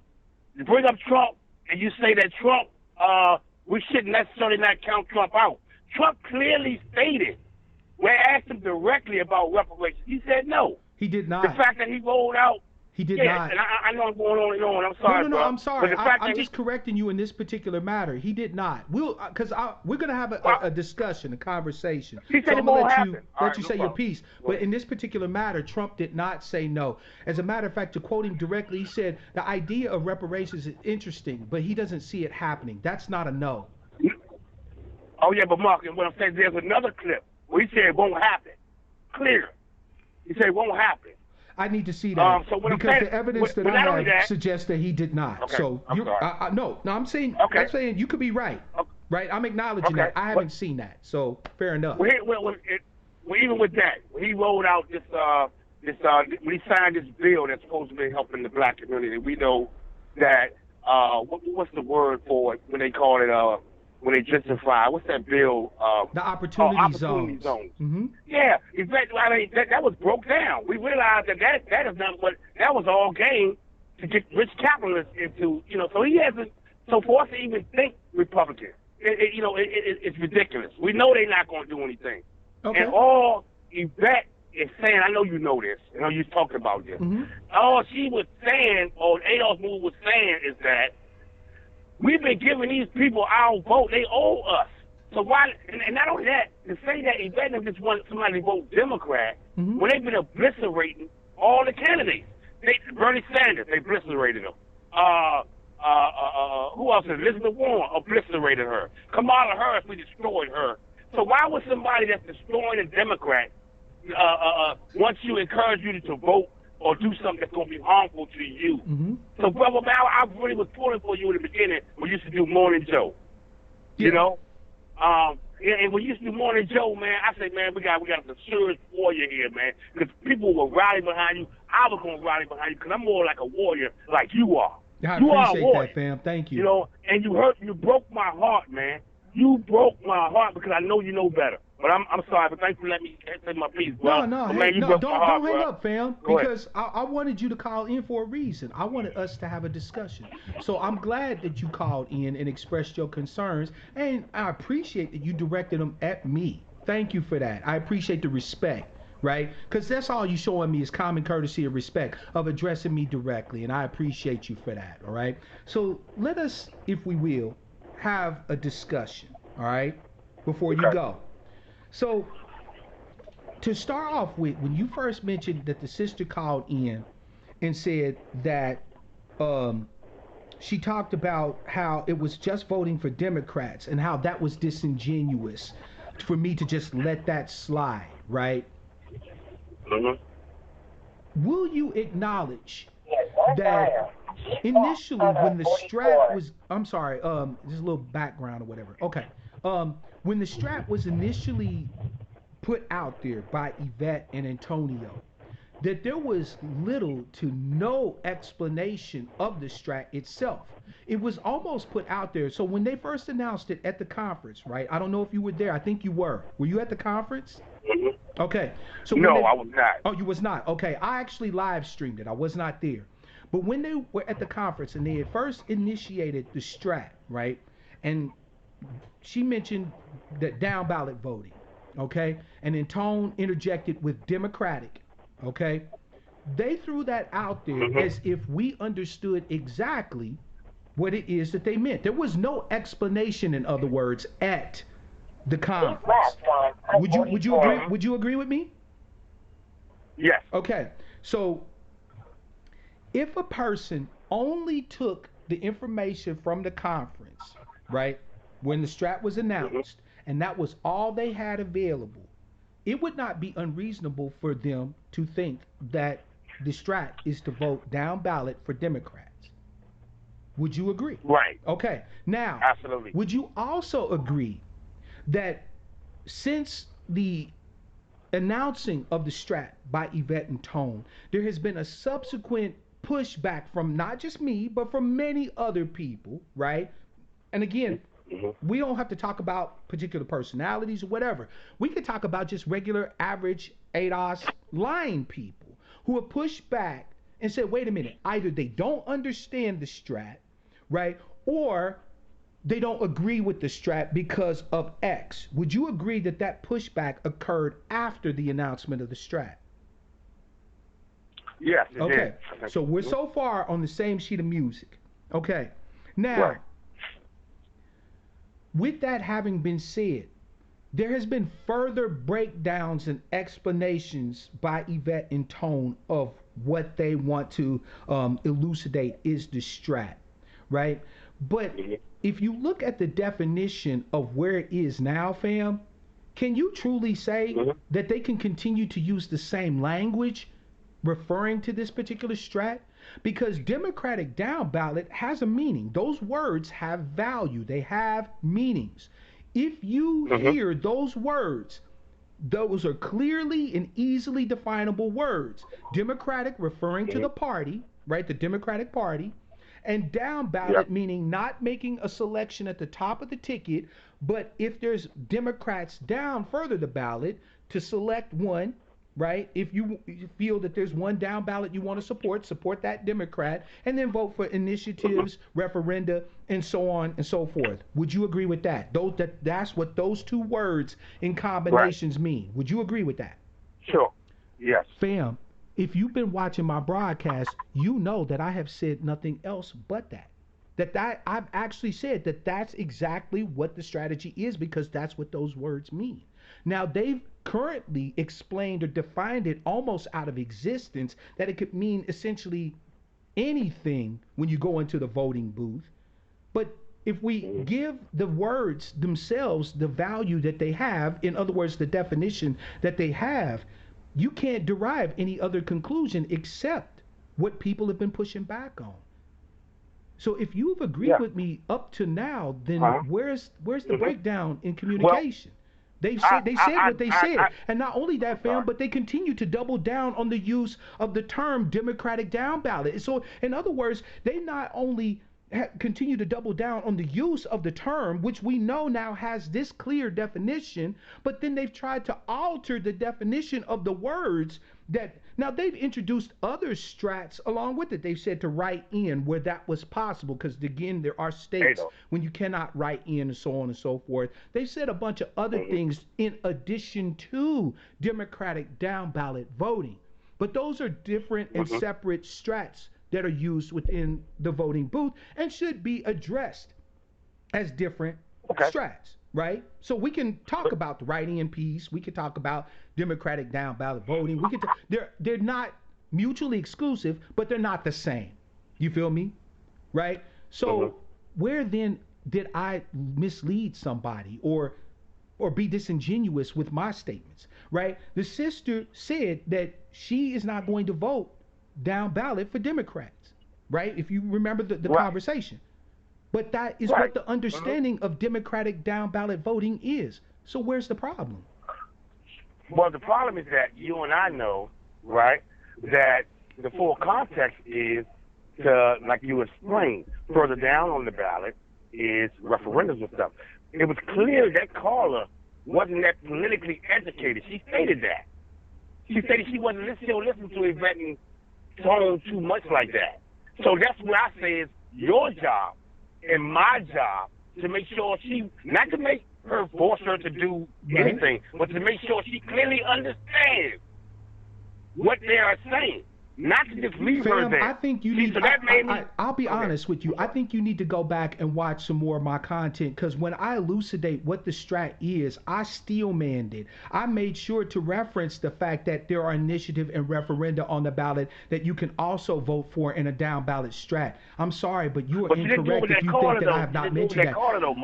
I did not mention it on that particular call. That's fine. Right? Yeah. If you're critiquing me on that particular call, fam, you're absolutely correct. I didn't feel the need to mention it. I had mentioned it previously, right? So with that said, it is what it is. I can only own that I didn't address it in that particular call, but I have addressed it.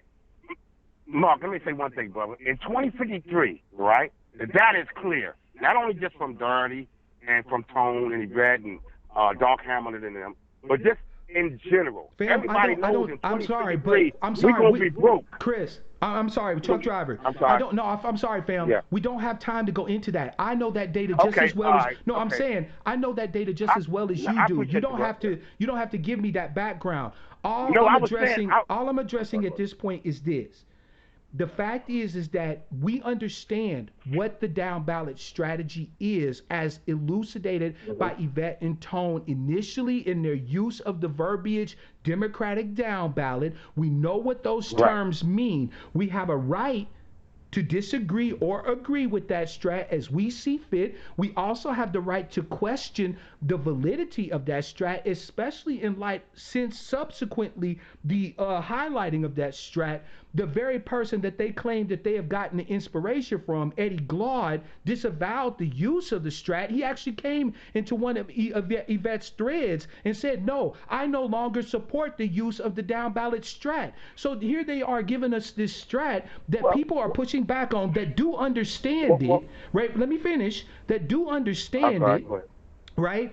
And the person that they claim that they got the inspiration for the use of the strat from has disavowed the strat. I think that allows for some degree of questioning and so on and so forth. So if that makes you, you feel that they're being attacked personally, I don't know how to address that. I can only say that based off of the information that we have available, it's not that necessarily people don't know enough or they don't understand the strat. There are people who are politically ignorant in this particular matter, but there are people who explain this clearly enough that we get it. We just don't fucking agree with it. And we don't have to, right? They're not dictators. They can only elaborate on what they feel is a possible valid strat or whatever the case may be. There's no requirement whatsoever that any of us adhere to it. And the more that partisans try to browbeat people into accepting the validity of the strat, the only thing they're going to do is get more pushback. There's no discussion that's allowed around the strat. There's misrepresentation, redefinition of terms, and so on and so forth. How is that conducive for argumentation or for debate or for discussion. It's not. And that is I a would love valid to answer critique, that. fam. So, fam, I got other people that want to call in, man. I'm glad. You know, you can always call Okay. in any Appreciate you, issues you brother. have with me. You can reach out to me via the Discord too as well. Shoot me in my DMs on Twitter. You got a whole host of ways you can reach out to me, fam. I'd love to continue the discussion with you. Okay. Thank you, brother. No, I peace appreciate to it. you, brother. I appreciate you. Caller from 631. It's your man Mark Black. What's your name? Where you calling from? And what's on your mind? Yo, my name is Christopher Cotton. Christopher, what's up, brother on... Chris? Glad to have you on the broadcast with us tonight, man. You and I have a discussion that we have to have as well. Let's have it. Hopefully, we might get around to addressing the topic that was at hand, the fallacious thinking. I'd love to hear what you have to say on the topic that we discussed tonight. But you have a particular issue that you'd like to, or a particular set of issues you'd like to address with me. I'm definitely willing to hear what you got to say, fam. Let's do it. Okay, my thing is that the thing is that we cannot allow social media to interfere with what's going on. Explain that in a little bit more detail, fam. Like I get the gist of what you're saying, but be more specific. Well, look, you told me not to produce names. Okay, no, you're right. If you're talking about personalities or whatever, that's a no-go. Right, personalities. But no, actually, I take that back. If you have a particular personality that you'd like to address without personal attacks, we're not live now, right? We are live, right? So I'm going to ask, if you mention a name, right? I've mentioned Yvette, I've mentioned Tone, I've mentioned Jason Black, but I have not issued. Well, let me finish. I have not issued any pejoratives toward them. I have not attacked them as individuals. If you have specific ideas or statements that they've made or whatever the case may be that you would like to address that you feel I have something to input on, then we can have a conversation about that. I'm on code about it. I'm on code. All right. Then have it, House. So let me say. My thing is that, see, we can't allow what we hear on media, and they call this the black new media, to allow us to go on our media and our platform because we hear what they say, to say, oh, shit. Excuse my language. No, fam, you grown. We grown. Go ahead, speak your piece, fam. Shit. He said some new shit. Oh, this new shit got me open up. So now I got to react on what he said because now who I usually listen to and who I usually understand, they're not saying what he's saying. But you got to understand, this person is a media opportunist. He's a new media opportunist. You have no evidence to support that, fam. Unless you have it, deliver it. If you don't, then I can't let that stand. Well, the only way I can say he delivers with what he puts on the air, what he says. See, when you put a documentary on YouTube, right, then you are trying to sell something. I'm confused. Correct? No. Matter of fact, yes, fam, I would like to consider myself relatively intelligent, but I don't know how you're drawing the correlation between. Now, okay, so let me make sure that I understand what it is that you're saying, right? I'm not going to straw man what you're saying. I'm going to try to steel man you here. So help me out, right? If what you're saying is that when you put up a documentary that you have an agenda that you're trying to push forward, selling. Right? Are you saying that? Yeah, he sells. No, then I agree with you. I think every documentary has a point of view that it's trying to push. You're absolutely right. Please continue. All right. He sells a documentary. And look, I don't have a problem with him selling his documentary. But when it gets into a point where he thinks, and see, because you got to look at YouTube and algorithm, and you got to look at numbers and how it works. And really, how it works is you got to look at the person who is in charge of YouTube and who controls the algorithms.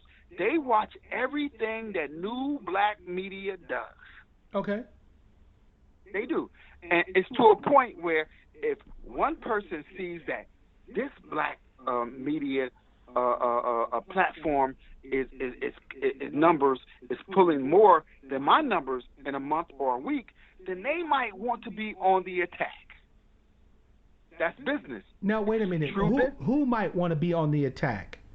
Anybody. It's business. I'm business. confused. Like, This is- okay, so we what- have. What's confused with business? No, hold on a What's second. confused with 'Cause- business when you deal with No, with pause. YouTube Because and black you're media? not speaking clearly. You're saying that YouTube has an algorithm that measures popularity and all that stuff. I think that goes without dispute, okay? And that they control the algorithm. And so when the data becomes available that a certain broadcaster or a certain YouTuber, right, becomes popular, that's an indication for whom to attack. When I asked you that, you said Well, everybody. it could be the same person that's following the same thing that you might do.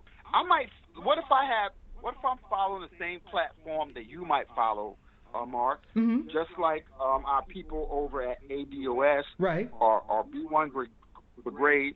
It's a competition, regardless. It's still business. It's competition, it's business. What we're vying for is we're vying for subscriptions. We're vying for viewerships. Okay. And if your words is not medial, if your words is not as important as my words, then that next person might say, you know what? It's time. But what is time? It's business. It's time that I might need to go on attack. And I think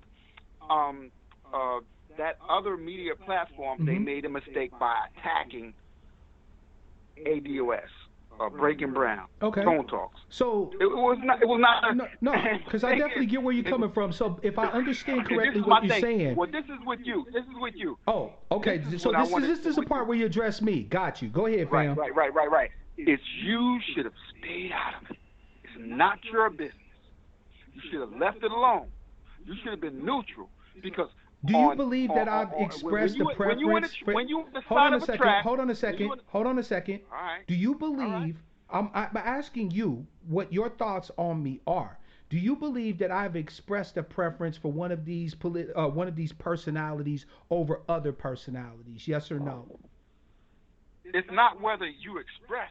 You brought one name up and you brought the other name up, and you tried to be in the middle, but you still made judgments. Correct? Yes or no? You still made an analyzation on both. Yes or no? Yeah, I've analyzed every right, personality's statements and so on and so forth that's been involved in Okay. this. Yes, I have. Well, he made a video. He made a video that had anything to do with you.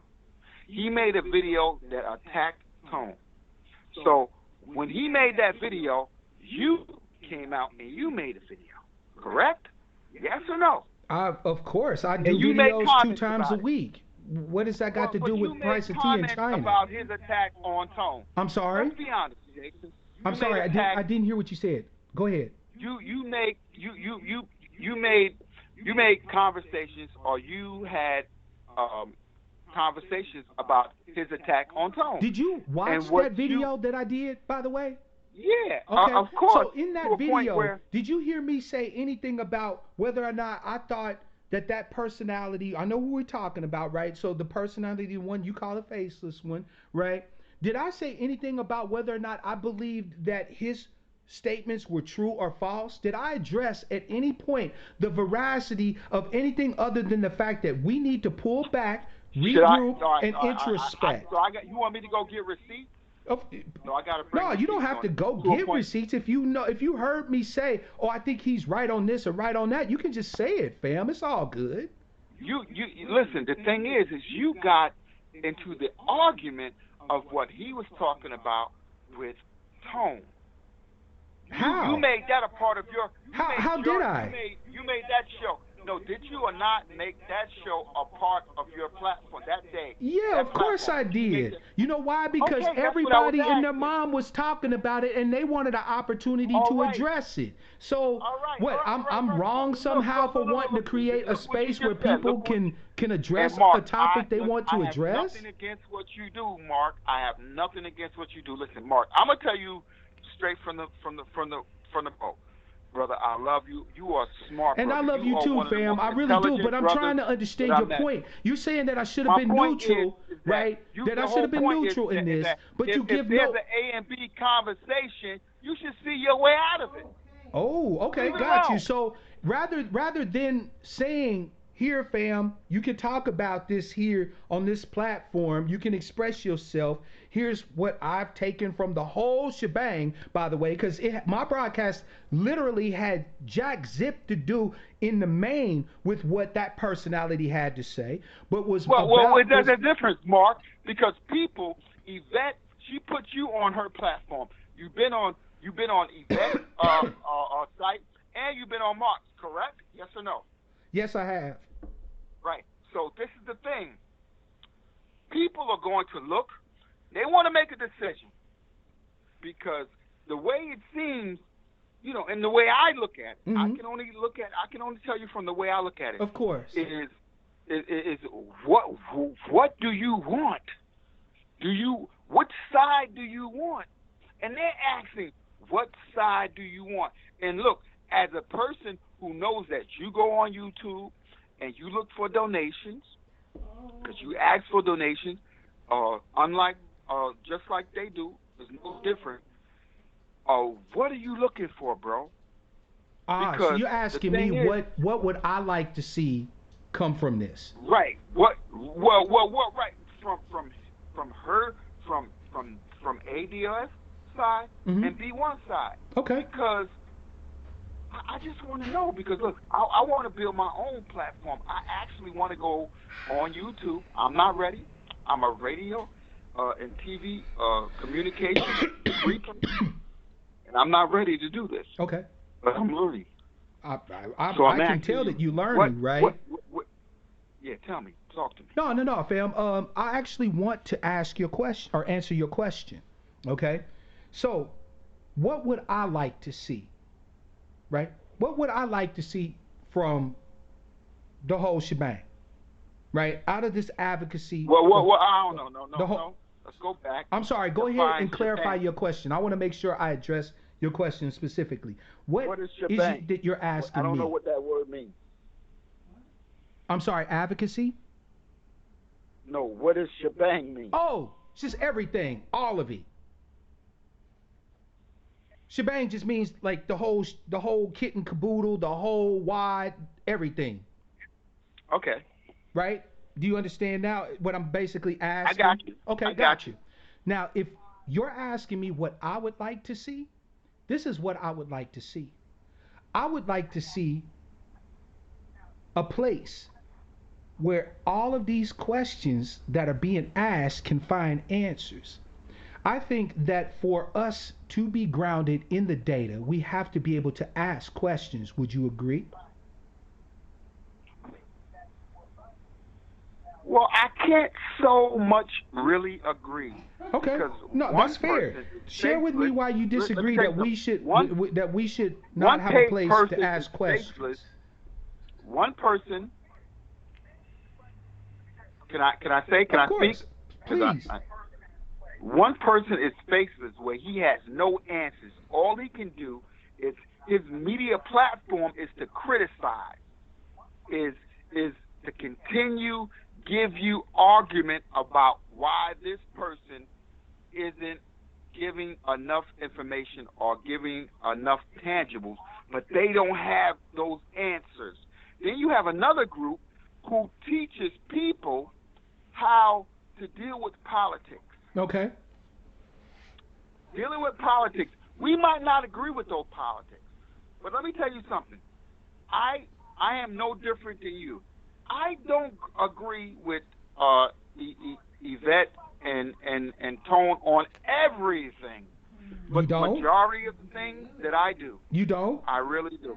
I'm saying you don't agree with them on everything. It's the little tidbit shit. I'll be honest. The little tidbit shit that Tone might say.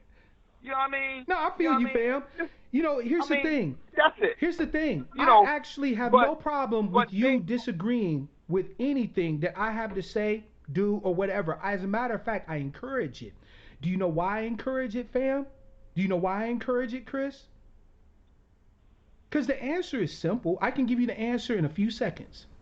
I encourage you to question or disagree with me because that is showing you respect. That is showing you that I actually think you're capable of questioning, that you're actually capable of doing the work, that you're actually capable of an analysis. You don't need my analysis, fam. What you need is for me to bring some information and allow you that space for you to draw your own conclusions, for you to draw your own analysis, right? Now, let me ask you this. If that's the case, and I've expressed to you that my whole goal, my whole desire is for us to see our justice claim honored, right? For our debt to be paid, right? That's my only goal, really, right? That's all I really want. If nobody donated anything, I would still broadcast. I was broadcasting before people were donating anything anyway. You don't have to worry about that. No, but what I'm saying is, fam, is that, yes, people donate to me, and I don't misrepresent. I let it be known that this is helping me to eat, right? But if the goal is for us to get this debt paid, then I don't have the luxury of cleaving to personalities beyond the point that they're useful in getting this debt paid. Would you disagree with that? Not at all. But then let me where say do this. we have a problem, fam? We don't have a problem, so let me say this. Mm-hmm. And I want to let your audience and everybody else know this going forward, because I don't want to stay on the line. Yvette Carnell and Antonio Moore is the greatest. They are the Martin Luther King, and whatever you want to call it. They are the Martin Luther King, and I can't even think of the other name of the new civil rights. They are the monarch of the new civil rights era of our movement. That's strong language there, fam. Yeah, that's all I'm gonna tell you. I appreciate you. I appreciate your sentiment, and I'm Both certain of that them. they appreciate it too as well. But listen, you too, Mark. But you know what? Y'all need to get together. See, that's what the problem is. Sometimes we ain't getting together, because you social media too. You are a part of new black media, bruh. You are strong. I respect you, and I would concur with them. And I would say this, and I want it to be live. Antonio Moore and Yvette Carnell, you guys need to get with Mark Black from the state of Washington, so he can be a part of what you guys do, because it's important. It just don't need to be a person from Atlanta and LA. It need to be a person from Washington. I'm here in New York, from Long Island. I'm from Long Island, New York, the most segregated area in New York. You know what I mean? But listen, I live here. I love here, but I love America. I'm American. Yep. But more importantly, I'm an American descendant of slavery, and I'm here for my people and no other tangibles but ours. I appreciate that, fam, and I'm right there along with you. Thank you so much, man, for addressing your concerns with me. Of course, feel free to call in anytime, fam. You are definitely welcome here. Anytime, Mark. I love you, brother. Love you too as well, fam. Thank you so much for taking the time to talk with me today. Yeah, lock my number in, bro. I got you, fam. Thank you. All right. Peace. All right. Fam, here's the thing that we need to grasp. There's a reason. There's an absolute reason, fam, why a broadcast today like this one was necessary, right? Because it's a beautiful thing to see the light bulb come on in my people's head. It is a beautiful thing to see. It is a beautiful thing to see people using their brain computers for what they're meant to be used for, right? At no point was there any disrespect. There's no point in me going in and burning these folk and this, that, and the third, right? There's no point in that. Because the point is for us to get the data, for us to get the information we need. How do we resolve problems without getting the information we need? How do we resolve problems when we take people's arguments or their statements or whatever the case may be and shit on them as if they don't mean anything, as if they don't have the right to say anything? You feel me? How do we get that done? But what I'm seeing in the chat is people utilizing the education that we've all worked to get today. Utilizing that information about different fallacies, this flawed code in our brain computers. And I can't tell you how proud I am of you all for taking this information and doing exactly what is supposed to be done with new information. And that information is to be used. Fam, when we talked about sunk costs, right? It's important to pay attention to the value that you're getting for the value that you're given. When you watch people, when you look at different broadcasts, when you look at different personalities and so on and so forth, right? You need to understand that if they're giving you what you need, eat the meat and leave the bones. But the moment that you're investing more into them then you're getting back from them, you have to know when to hold them and know when to fold them. Nobody crosses a river in a canoe and gets out on the other side and puts the canoe on their back. That's a fact. The canoe is useful for getting you across the rivers. But once you're across and you're on the other side, fam, whether you feel grateful, whether you feel entitled to the canoe, doesn't matter. Whatever you feel about the canoe doesn't matter. The canoe stays in the water and you keep trucking. The moment that your man Mark Black has gotten you across the water and my value has been reduced or eliminated for you, feel free to continue on the journey pressing home toward this justice claim, because I know I will. There's no personality out here, including mine, that means more to me than seeing this debt be paid.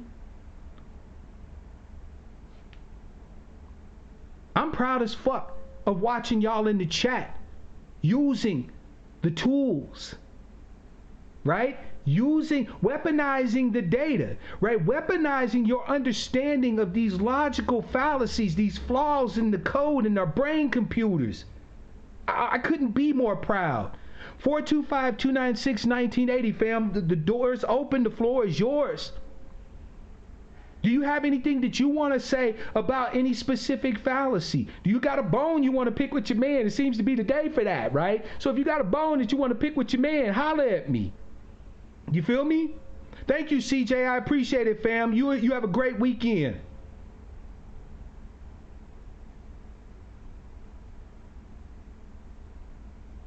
Let me go back through the chat a bit here. Oh, I got a call. Here we go. Caller from 413. It's your man, Mark Black. What's your name? Where you calling from? And what's on your mind? Hey, Mark, this is Double C. Double C. What's good, fam? Hey. Not much, man. I can't be on too long. Well, I just want to address a couple of things. Of course, sir. One, great stream. Thank you. Thank you very much. I do appreciate the knowledge because when I go to work, I do look it up on I save everything you give us, and I put it on my Google Drive so I can look it up. My man, that's what I'm talking about. That's what I'm talking about. Yeah. So, but the way she's thinking, the thing was, the website part I liked about it because I had this conversation with a few of the guests about ad hominem attacks. Mm-hmm. And we do it without realizing it a lot of times. Hold on a second, fam. No personal attacks, fam. 1v1, that includes you. Chris can say what he likes. CJ can say what they like too as well. I respect them. They are welcome to be here. No personal attacks. No name calling. You know what I'm saying? We're not operating that way. Nobody's a minion. Nobody's outside the possibility of being discussed with, reached, talked to, interacted with. That's not gonna fly, fam. Don't do that to me. Appreciate it. Go ahead, Cease. Oh, but and that was very interesting that you brought that up because I've addressed this with a few guests because we'll give ad hominem attacks without even realizing it. Mm-hmm. You know, for whatever reason. Yeah. Hold on. Just messed it up. But like I said, and there's something that I have to work on myself. We all do, fam. This was just as much an education for me as it is for you. We all yeah. express these flaws in our thinking, these bad, snippets of code in our brain computer. Yeah, and a lot of times we don't think critically and we don't take the emotion out of it, Yeah. which I've been learning to do working in the field I work in, and we internalize it and we take it personally. Mm-hmm. And a lot of times, a peanut butter jelly sandwich is just a peanut butter and jelly sandwich. Facts. There's no conspiracy about it. Yeah, there's nothing I happen to like peanut butter and jelly sandwiches, but that's neither here nor there. Like, a peanut butter sandwich is just a peanut butter sandwich, right? Things are what they are. You know what I'm saying? And I think, fam, that you can agree with me on this, that a lot of the time you can often tell when the conversation takes a turn from just addressing the facts. Not to say that we always got to be logical computers or whatever. No, we gotta, we can have our feelings about things, and in the right circumstances and so on and so forth, expressing them actually enhances the conversation, right? But when we're talking about stuff that has to have a broad reach, right, a broad grasp, you have to learn to take your own biases out. You have to learn to take your own blind spots out. You have to deliver the information as best you're able with dispassion, with clarity, and let people do with that information what they will with it. You can't be attached to it. You can provide an analysis if you're asked. I'm fortunate enough to be on a platform where people like to hear my analysis, right? But that being said, if everybody says, shut the fuck up about your analysis, Mark Black, we don't care what you got to say on it, just give us the facts. The only thing I could do, fam, is give us the facts. You feel me? That's all I could do. So, like, I can't really feel any kind of way about that. I have to be like, hey, here's the information. Here's an analysis that I think is substantiated by that data, right? By that information. Do your legwork, do the research, get the fat on your head, and make sure that this information has validity to you and yours so that you can help us push forward this justice claim. Because I do believe the debt will be paid. I've said nothing else. I know we will win. There's no doubt in my mind about it, right? But there will be hurdles that we have to jump over along the way. There will be issues that we'll have to address. There will be house cleanings that we will have to do, and so on and so forth. And I'm with the shits. Like, I'm that guy. I got no problem with any of this. So, yeah, that's what it is, fam. Well, and then, like I said, and then we have to learn to be bipartisan. Now, Mark, you know me pretty well. Yeah, I do. You and I don't always agree on everything. Most things we do, but nah. We don't agree on everything. Yeah. But there's been times where we've given each other a new perspective on things. Yes. So, okay, I never thought about that way before. And there needs to be more of that instead of, well, I feel this is my way because it's been like that for 50 years.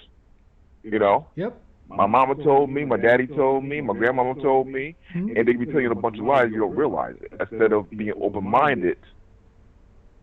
Because once you stop learning, that's when you truly are dead. I feel you on that shit right there, fam. Let me rephrase that. You said a word. Hold on, let me rephrase that. When you stop willing to learn, you are dead. You might as well be. When you stop learning, you stop living. That's real talk. Yeah. The older I get, fam, the more I understand how little I truly know. Like, getting up there in age, man, makes me humble. It really does. Because there's so much that's out there to understand. And I got this one life to try to understand it all. Holy shit. It's daunting, fam. Well, I have a 91-year-old grandmother. Shout out to your grandma, man. She's forgotten more than I will ever know. Facts. And I'm like my grandmother, my grandfather, during that, because they're part of that, the silent generation, Yeah. They're aging out, let's be real. But they were walking encyclopedias back in the day. Had to be. my grandfather used to work with people from Tuskegee College, with the Tuskegee Airmen. Yep. So they were walking encyclopedias. Now, that's how you had to because operate of before the internet, fam. When you didn't have to Google everything, you had to be on point with whatever you had in your head. Yeah, and here's the thing, with the information at our fingertips, it's made us lazy, especially intellectually lazy. If someone wants to find out something, I don't think, fam, that if people are necessarily intellectually lazy, right? Because I've made the accusation before, and I actually want to amend it at this point. I don't think a lot of us are intellectually lazy. I think that when it comes to a lot of things with us, it tends to be dog eat dog, right? That we tend to be intellectually ruthless, right? Like, we know the shit we be on is fallacious.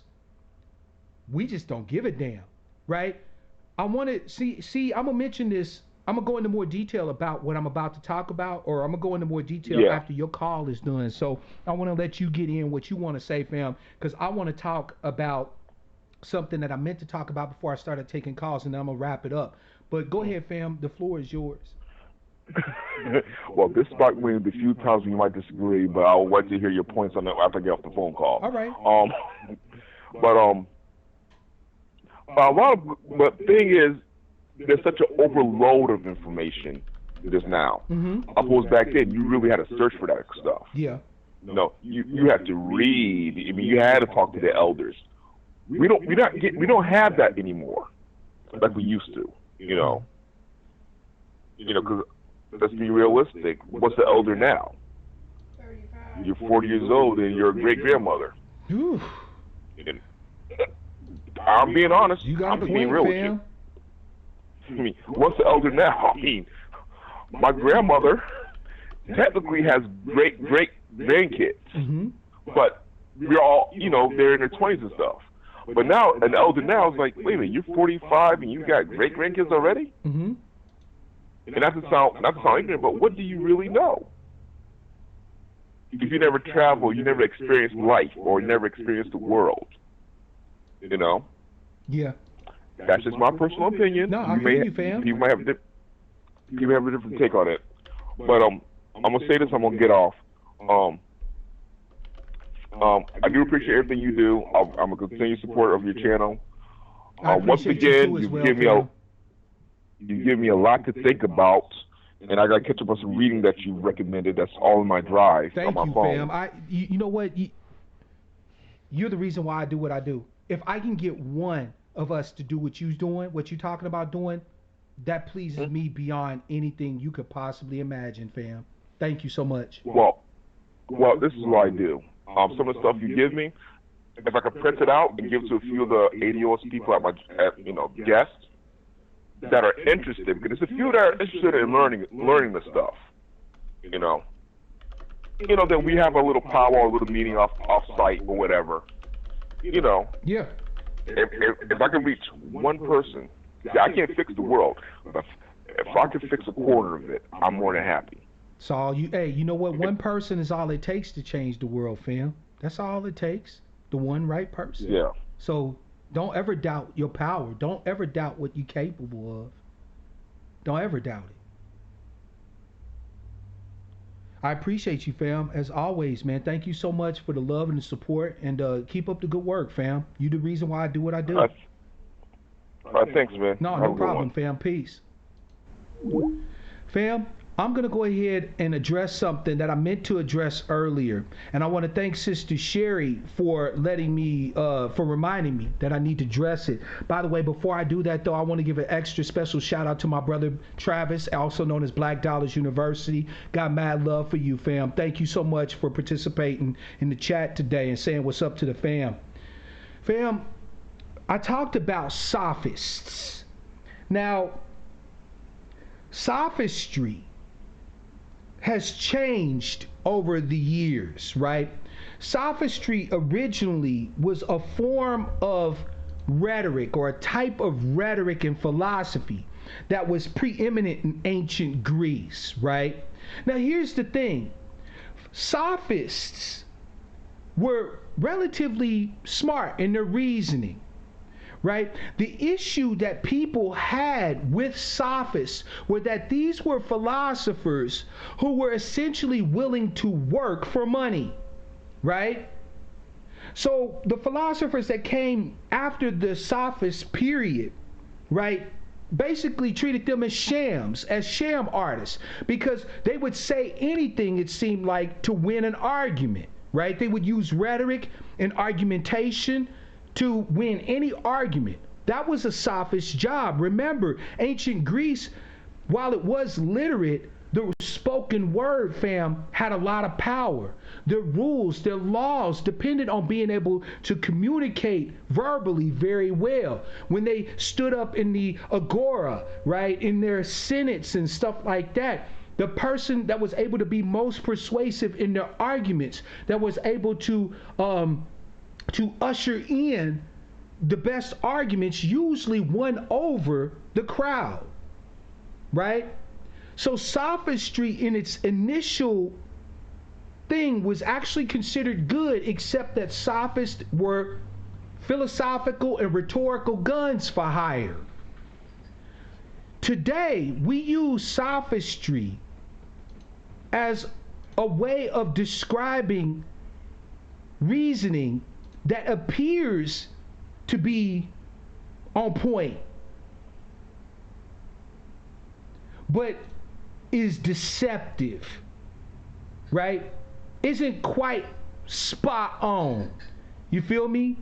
Right? People who engage in sophistry appear to argue in good faith. They appear to be the most measured and reasoned in discussion till you start to break down what it is that they're saying, till you start to analyze the actual structure of their arguments. And then when you break it apart, you see deception after deception after deception. You see fallacy after fallacy after fallacy.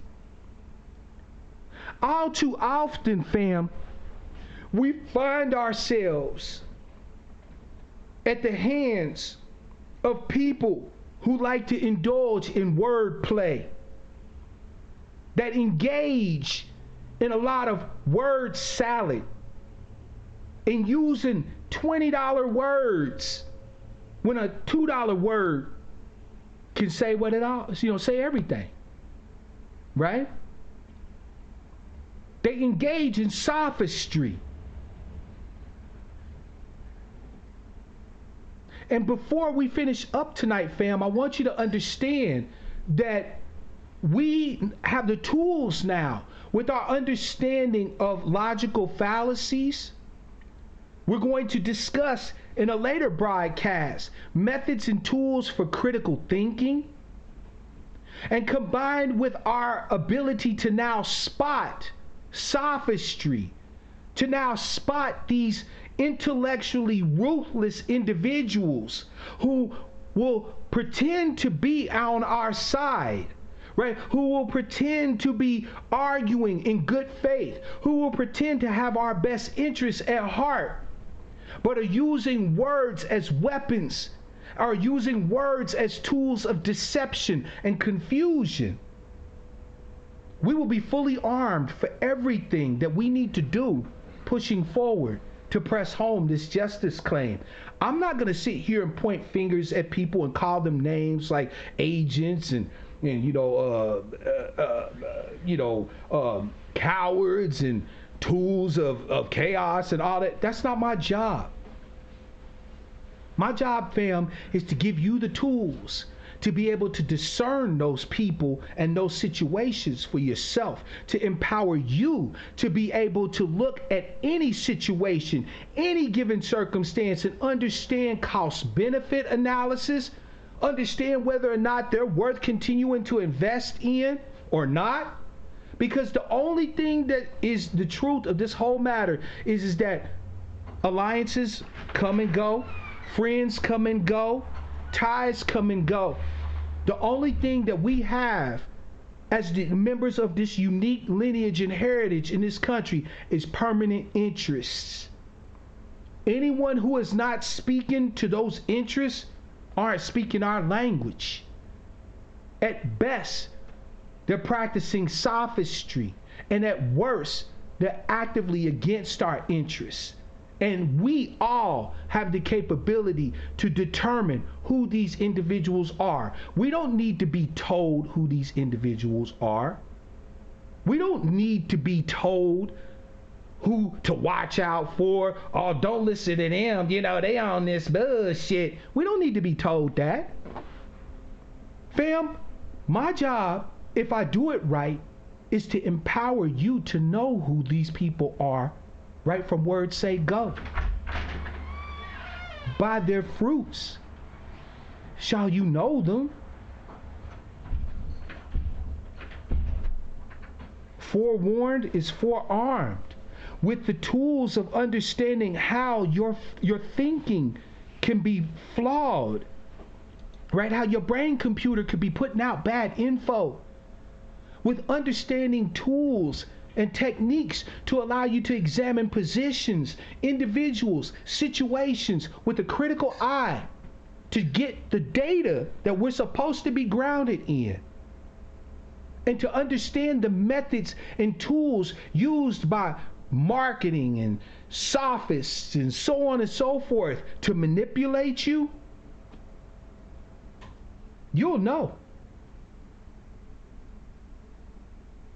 So fam, we got work to do. We don't have time to argue about personalities. We don't have time to argue about who's on this team and who's repping that and who's repping this. We got a justice claim to push for. We got a debt that's long overdue that needs to be paid. We got work to do, as always. So fam, with that, I want to thank you all for your time, for your minds, for your hearts if I have them, right? I want to thank you all for being the baddest herd of black sheep a brother could ever find himself amongst. Take what I give you, and if it's for you and use it, take it, use it. It's yours. It's mine. Let's do it, right?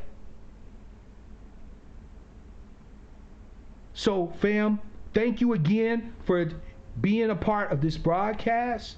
Thank you, everybody in the chat. Thank you for the people that contributed. Black Magic, thank you so much, and Cool Unc for contributing via Super Chat, right?